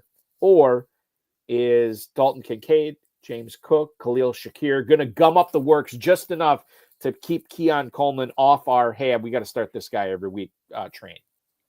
I will probably have a good bit of Coleman in best ball. Season long, I don't really think so. I have some concerns looking at next gen stats over here. He and Marvin Harrison had lowest separation. That's more of a knock for Coleman because if I remember correctly, him coming into the league, the separation was the issue. Coming into the league, I'm totally fine with Marvin Harrison. I'm not really worried about him because right beneath that is AJ Brown, and I don't have no reason to be worried about him as well. So yeah, I have some concerns with Coleman. I mean, the efficiency issues were prevalent last year, catching barely half of his targets.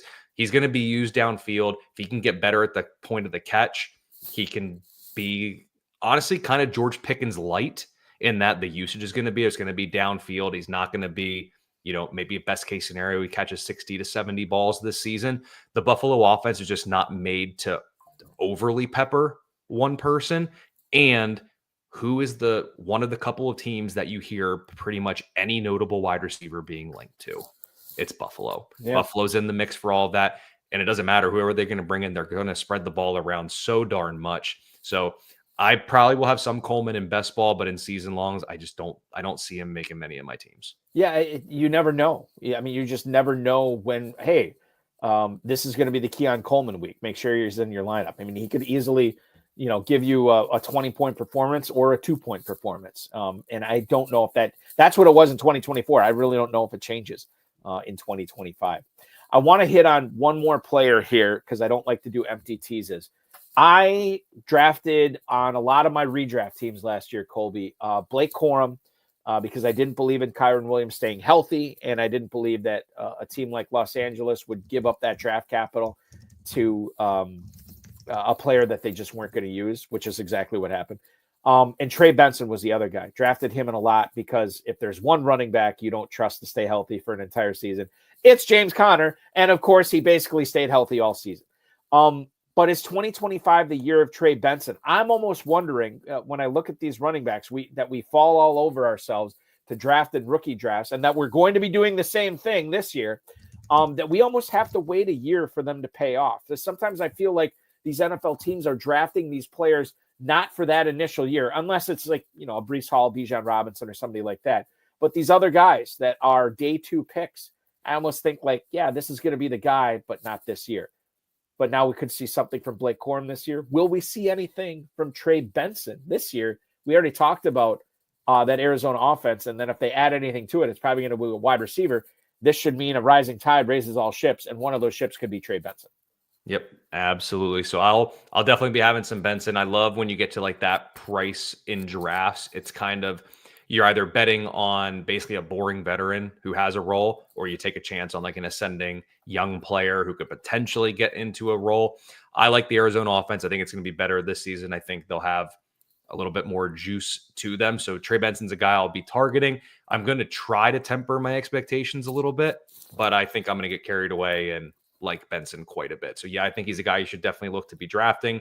And if the role presents itself, who knows what he could do. I just look at the price tag, how much he's fallen from his rookie year to this year. I mean, it was like 9th, maybe 10th round last year, but usually 8th or 9th.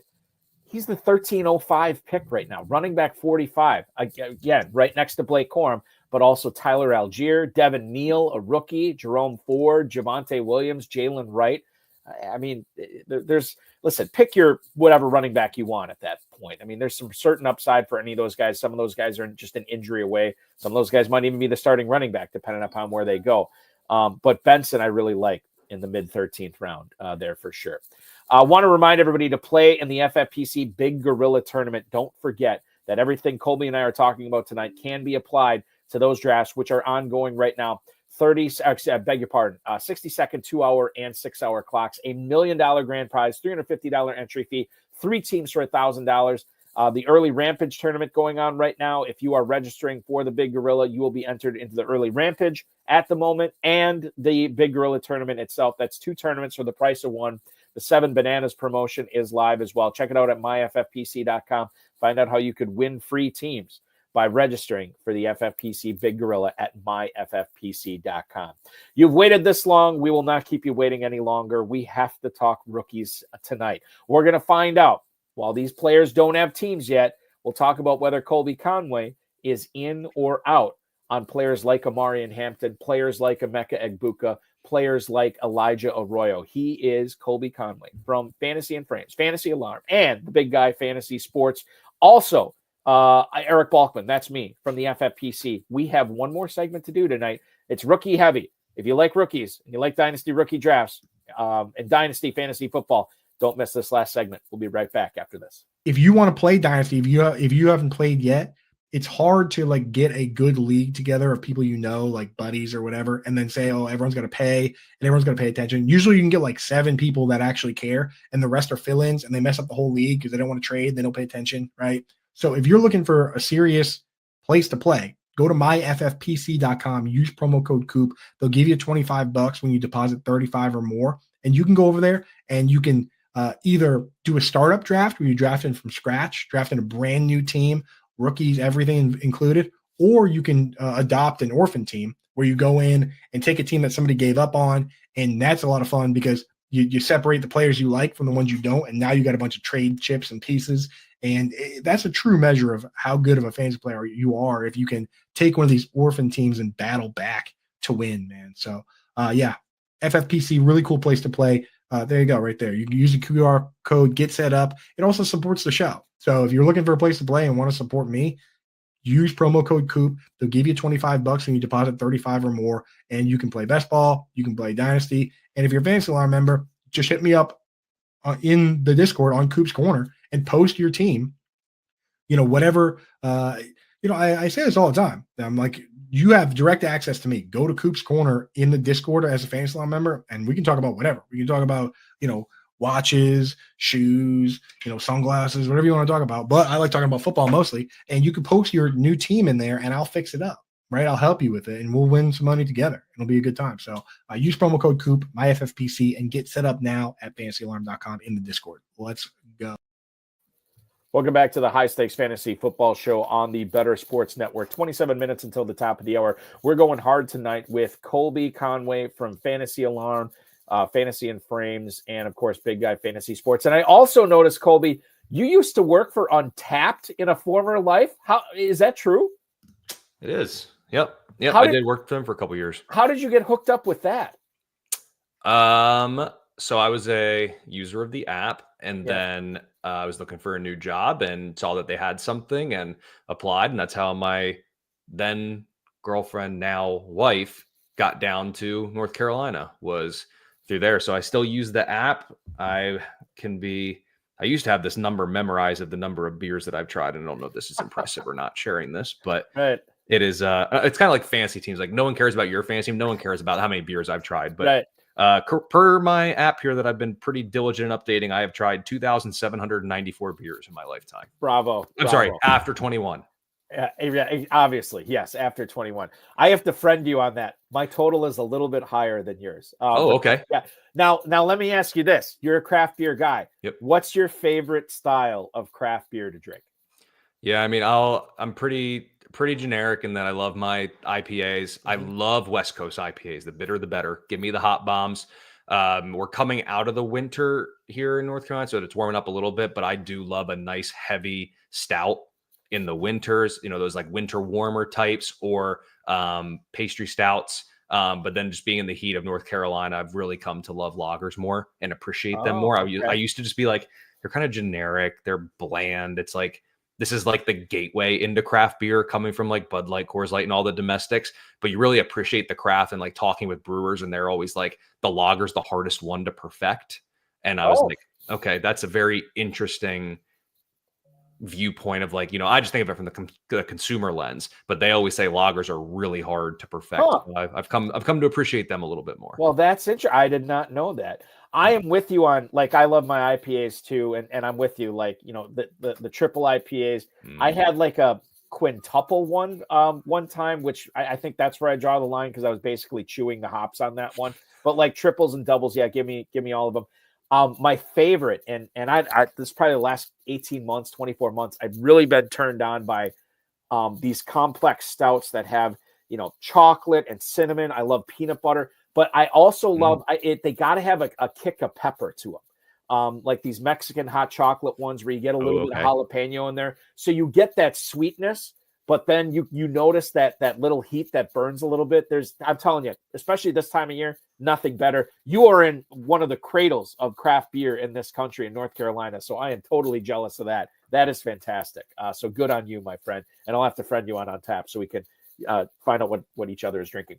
We have to find out what each other is going to be drafting as far as rookie drafts go, and rookies just in general in fantasy football drafts this year. I want to find out, and because these players don't have teams yet, I want to find out if you are in or out on these players. And this is not to make it seem like, okay, Caleb Johnson is a guy that we'll talk about. You could be out on him right now, but what happens if he gets drafted by the Cowboys or something like that? Well, then all of a sudden you kind of have to be in on him at that point. So this is in or out, specifically on the type of players these guys are going to be at the next level. And I'll bring up one that I'm definitely in on, and I'm excited to utilize my 101 rookie pick in the one league I have it in, on Ashton Jeanty. I like everything I'm seeing. Can you make a case for why he might fail in the NFL? Or how do you feel about Jeanty just in general? Yeah, I mean, the only argument you can really make to him failing is you can say like his workload.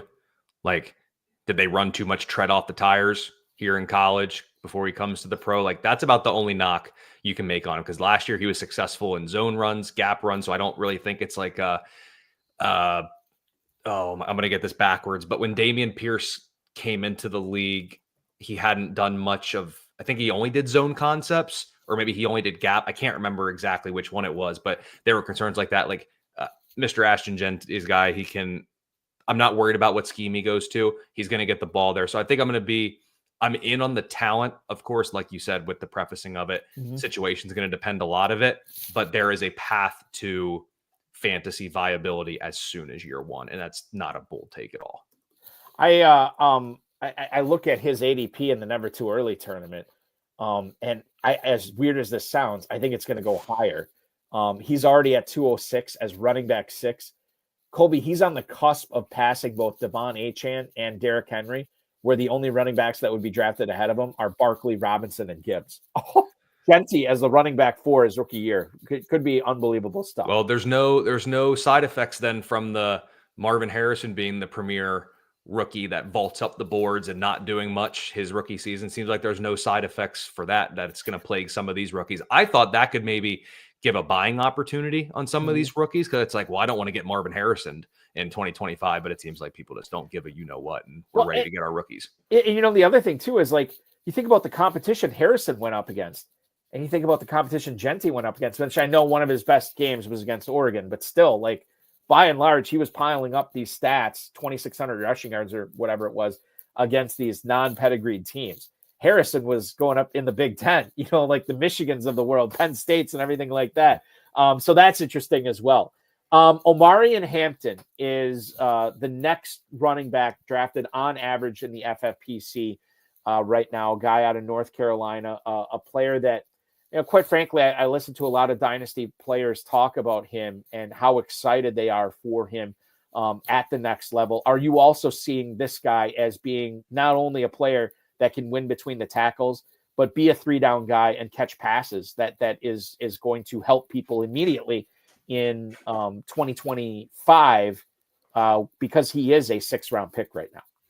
The price point's very affordable with him. We've seen him be very productive throughout his time in college, very elusive, good after the once the ball's in his hand. And then honestly too, 29 plus receptions each of the last 2 years. So he's capable of being that 3-down guy. He's one. I don't really want Houston to take a running back in the 2nd round, if I'm being honest. But there's something that keeps coming up in my head that I think Omarion Hampton could end up going to Houston in round 2. And he would be a nice complement to Joe Mixon, and there would be enough fantasy viability there. Because I do think with the new offensive coordinator, yes, a defensive-minded coach, they are going to run the football. I've already said Joe Mixon's getting his 20 touches a game.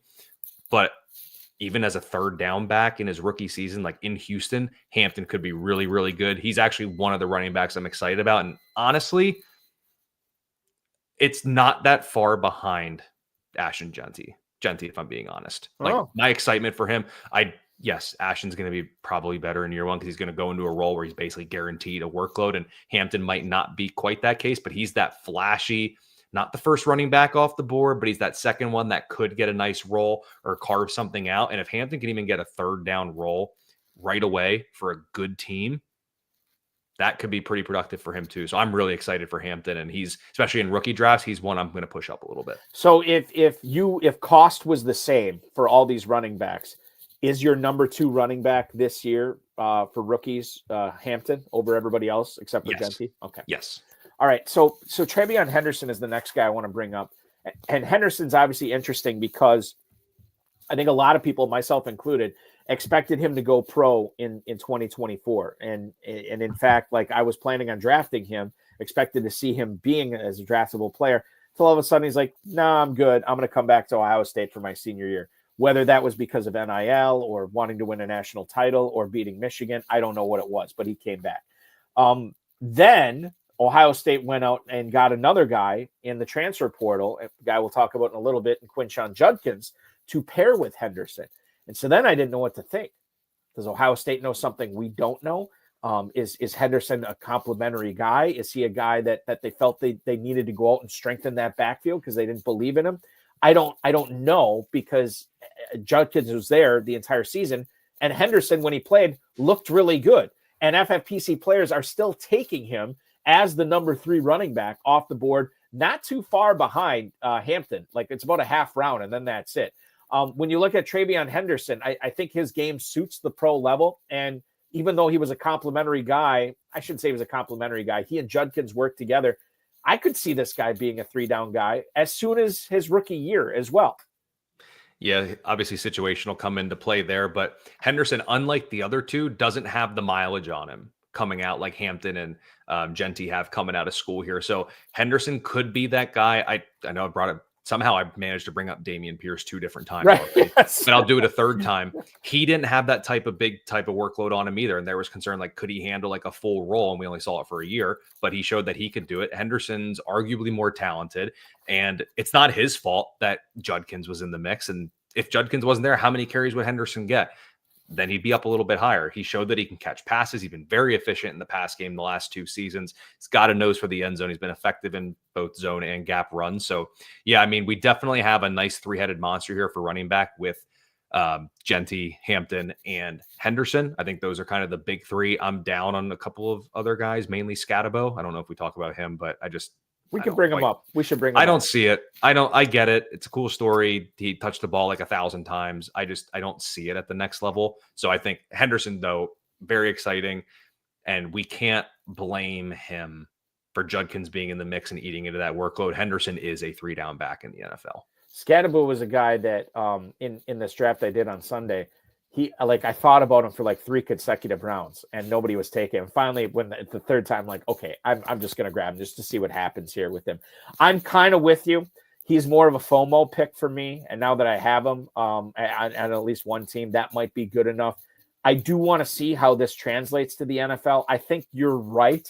I think I wouldn't say I'm as strongly against him as you are. It seemed to be right now, but I'm definitely more towards your side than the positive side. But I think he's intriguing. He's a great story. He's fun. That's the type of players I want on my team. May blow up in my face, but we'll see what happens there. Now, you mentioned the big 3 here, Genty, Hampton, and Henderson. And it's interesting you say that because I do think there is a bit of a drop-off here from Henderson to now Caleb Johnson. I have a few concerns with Johnson. Number one, I live in Wisconsin, Colby. I follow the Big Ten. I follow the Badgers. I don't remember hearing about this guy before 2024. Caleb Johnson. I mean, I didn't know he was a thing. 1,500 yards, 21 touchdowns. He did catch 22 passes last year. Gets into the end zone a couple of times. He is not a breakaway guy. He's got the size in the NFL, and he breaks tackles. He's got the strength. To me, this. And this is lazy analysis, but I see what people are saying about him. I see with my own eyes what he was able to do. This guy looks like the type of player that is much closer to a Jag in the NFL than a special talent. I think a lot of what he does well is fine at the collegiate level, and you could be really good even in the Big Ten doing that. When you get to the NFL, I don't know if this skill set plays out as well. He's got the size, but I wonder if he's just going to be like a 2-down banger that occasionally catches passes. I just don't see the upside and the ceiling with this guy. Yep. And you look at, like, I'm just looking at some draft piles here from other ones, and it's all about struggling in pass pro, doesn't have the long speed, basically everything that you've already said. So yeah, I don't see it with him. He's not going to be a guy I have a ton of. What I think is going to help him is if there is an NFL team that does fall in love with him and gives him draft capital. I think a lot of people are going to point to that, because at some point, obviously you do need talent, but situation does matter and draft capital does matter.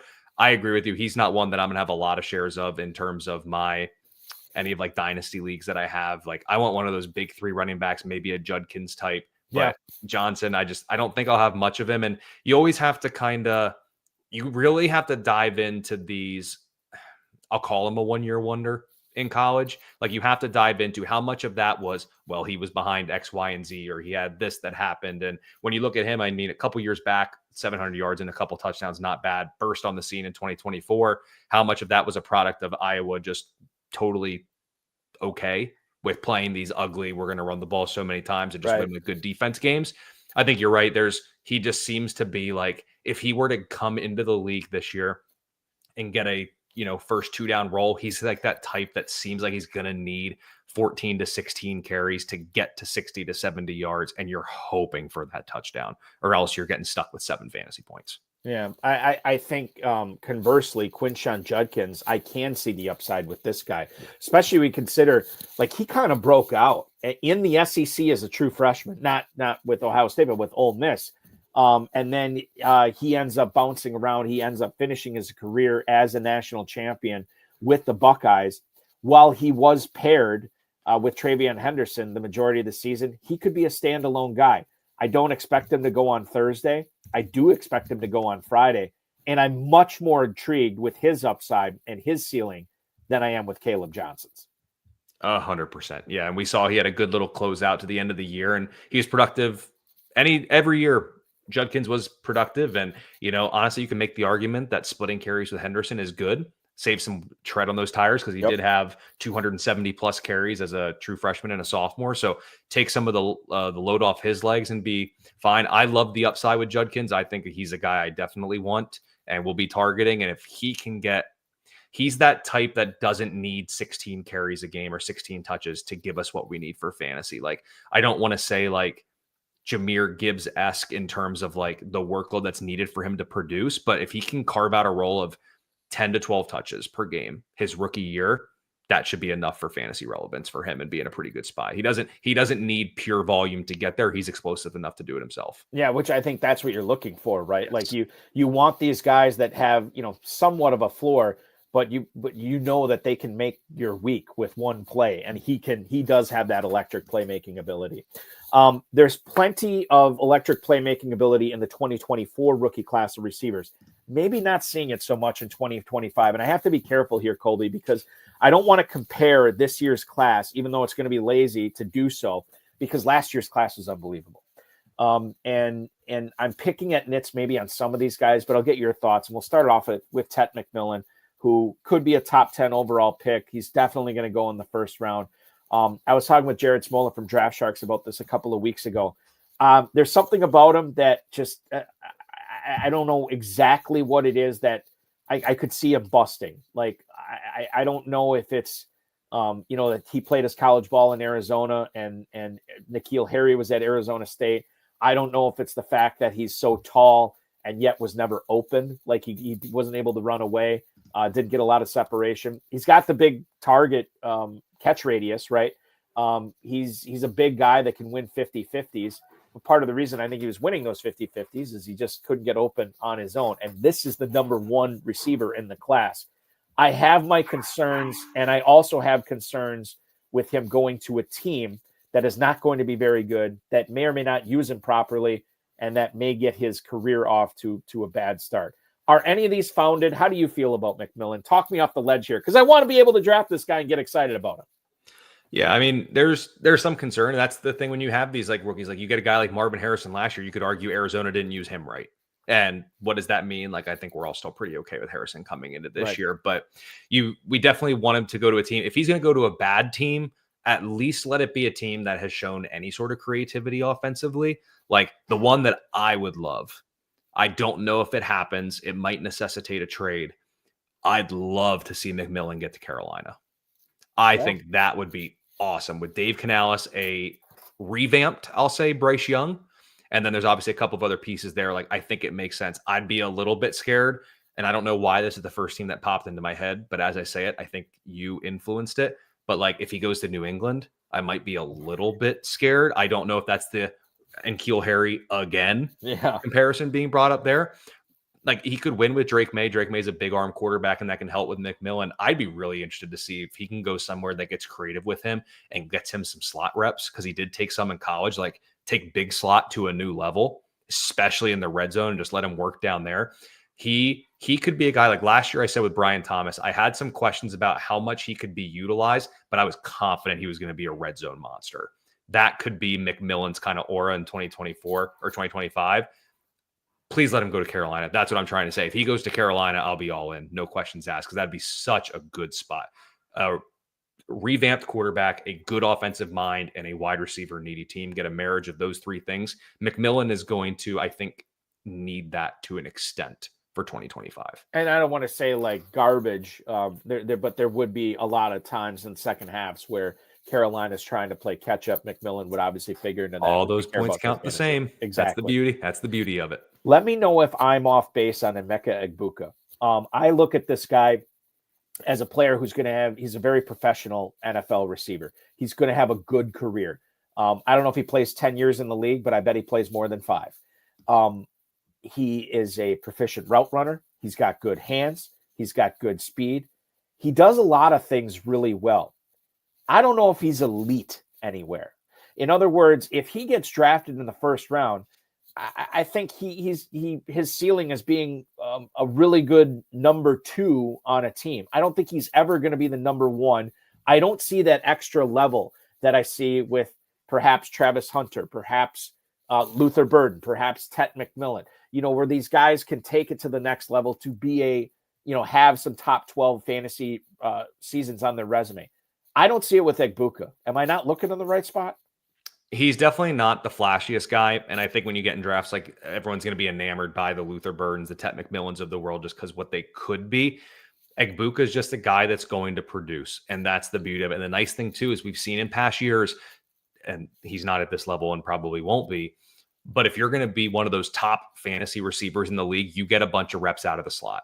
He's been productive there out of the slot during his time at Ohio State.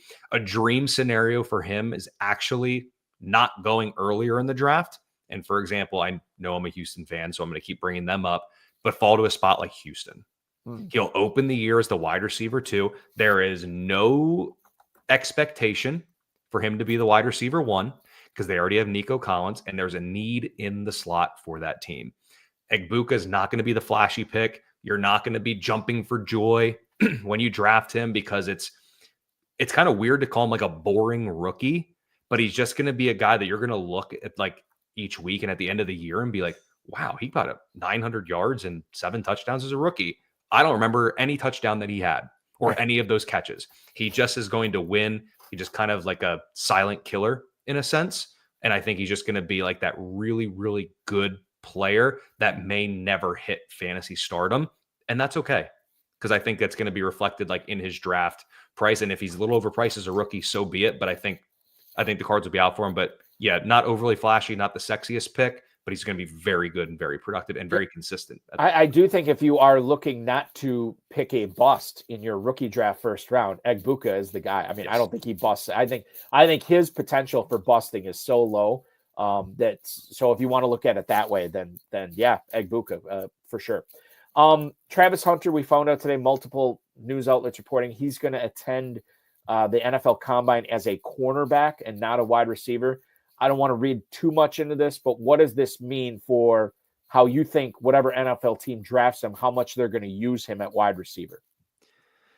Yeah, I mean, he's going to get used. He's too good of a weapon not to, and he's got that young kid arrogance and cockiness that he's going to want to be out there and play wide receiver. But I mean, the other thing too is corners are starting to get their money.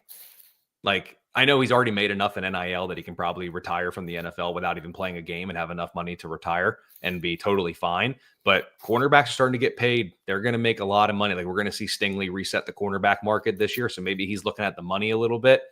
And I think that'd be totally fine. He's going to get his snaps at wide receiver. I don't really look too much into the coming to the combine as a corner. Maybe they've decided that in terms of testing and showcasing that, maybe he has more to prove as a corner, or maybe it's, I don't need to show as a receiver, or maybe I do need to show a little bit here, and that's why he's going as a corner. I don't really look at it too much like that. He's going to get his snaps on offense. That's just going to how it's going to be. I'm intrigued as him as a corner, and maybe it's his draft stock by saying he's a corner that he'll go a little bit earlier and make a little bit more money. Not that he needs it, but he makes more that way. That could potentially be it. I'm not looking too much into the cornerback designation at the combine. We are running out of time here, but I do want to go semi-rapid fire on a few of these tight ends. I'm going to kick things off. Tyler Warren, Colby, he's going to be 23 by the time the NFL season starts. You concerned about the age at all, given what he was able to produce at Penn State? No, not the tight end. We've seen them hold value for a long time, and he can be a mismatch from day one. So if he can get to a team like the Colts or maybe a team like the Rams, maybe try to move up and make a splash at tight end, he's going to be just fine. I'm not worried about him at all. They've used him dynamically enough, and he's shown enough. So I like Warren. He'll be just fine. Colston Loveland is a player that I think was the number one tight end in this class at this point last year, until Warren obviously did so much. Is he a player that I know that, he's going to be out there quite a bit, on for blocking. He does everything really well. Is the fact that Warren is ahead of him, being drafted ahead of him, is that harming him in drafts to the point where, like, we're actually undervaluing what he can do because he's not Tyler Warren? Potentially. Yeah. I mean, there's definitely a Tyler Warren effect here in the draft, but Loveland just clean up some of the drops, catch, a little bit better consistent catch at the NFL level, but he's dynamic enough. He's got good size, 6'5", 245 looking at it here, and he's young. So I think he could be a little bit undervalued. I'm more excited about Warren, though, in 2025. Harold Fannin Jr. put up an unbelievable season last year, statistically speaking. He was in the MAC, we have to say that. But his pass catching skills, how much of that is going to translate to the NFL, where he can obviously not put up 120 catches a year, but can he put up 70 catches, 80 catches? Does he have that within him? Is he good enough to do that at the next level? I think so. I think this year it could be a better and best ball type player. Like, he's so good after the catch. Teams are going to prioritize getting him the ball that way. There is going to be an adjustment going from the MAC to the NFL. So there's going to be a little bit of an adjustment, but he's the one I think a lot of people are going to gush over because he just was a yak monster. And if it goes to a good team that can be creative with him, he's going to fly up draft boards. The last one I'll bring up, Elijah Arroyo, fantastic Senior Bowl week. Are we overvaluing that perhaps? Because I know I didn't know a lot about Arroyo. Then I saw him at the Senior Bowl, and I started digging into this a little bit more. And I'm like, God, this guy's going to be a really good tight end too. But at the same time, I don't want to double count what he did at the Senior Bowl. What kind of a pro is he going to be? Obviously, not knowing what team he's going to be drafted by. Yeah, a little concerned about him just because he is kind of that one-year producer here in college. I mean, obviously he had a very good year last year with 7 touchdowns, and some of the metrics are pretty good. He's a guy, I think, for me, like in terms of this year, I think he could be a good NFL player in reality. I don't know if it ever quite get to like very good or profitable in fantasy, but overall for 2025, of the names that we've talked about, he's probably the one I'm the least excited about, to be honest. Yeah. Okay. All right. And if you had to do your rankings as far as your top 3 tight ends at this point, Colby, would you have it Warren, Loveland, Fannin? Is that how you'd have it? I think that's how it's going to go in drafts. So I think that's the order I'd probably rank it. But in terms of my excitement of drafting the player, sure, it'd be Warren, then Fannin, Loveland, and then if Mason Taylor can go to a good team, I'm intrigued by him too. He's got the bloodlines for sure, no doubt. Colby, I talked about this throughout the show. Fantasy Alarm, Fantasy and Frames, Big Guy Fantasy Sports. You do a lot of DFS stuff, obviously, for those outlets. I don't want to say you're taking it easy right now because you're knee deep into baseball. But as far as football content goes, is that what we can expect for you going forward? Yep. Find it all over there at those sites. And then for anyone who does do a little bit of fantasy baseball, I'll be at Fantasy Alarm talking about that as well. So, yep, that's it. Colby R. Conway on the X. Thank you so much for hopping aboard with me tonight. This was fun. We got to have you back sometime for sure. Enjoy your weekend. Enjoy your fantasy baseball drafts. I got a couple of salary cap ones coming up in the next few weeks myself. I'm excited to do that. And obviously using your advice there as well. Be good. Thank you, my friend. Absolutely. Thanks for having me. That is Colby Conway, Fantasy Alarm, Fantasy and Frames, and of course, Big Guy Fantasy Sports. MyFFPC.com is where to go for the Never Too Early Best Ball Tournament, the Never Too Early Superflex Best Ball Tournament, the Big Gorilla Tournament. All these are drafting right now, and pick up a few Dynasty Orphans there. Again, MyFFPC.com. Next week, we'll be back at 7 o'clock this coming Thursday. Neil Dutton from RotoViz, 4for4 and Player Profiler, will join me as my co-host. For Matt Deutsch, our producer, for Colby Conway, I'm Eric Balkman. This has been the High Stakes Fantasy Football Show on the Better Sports Network. Enjoy your weekend, everybody.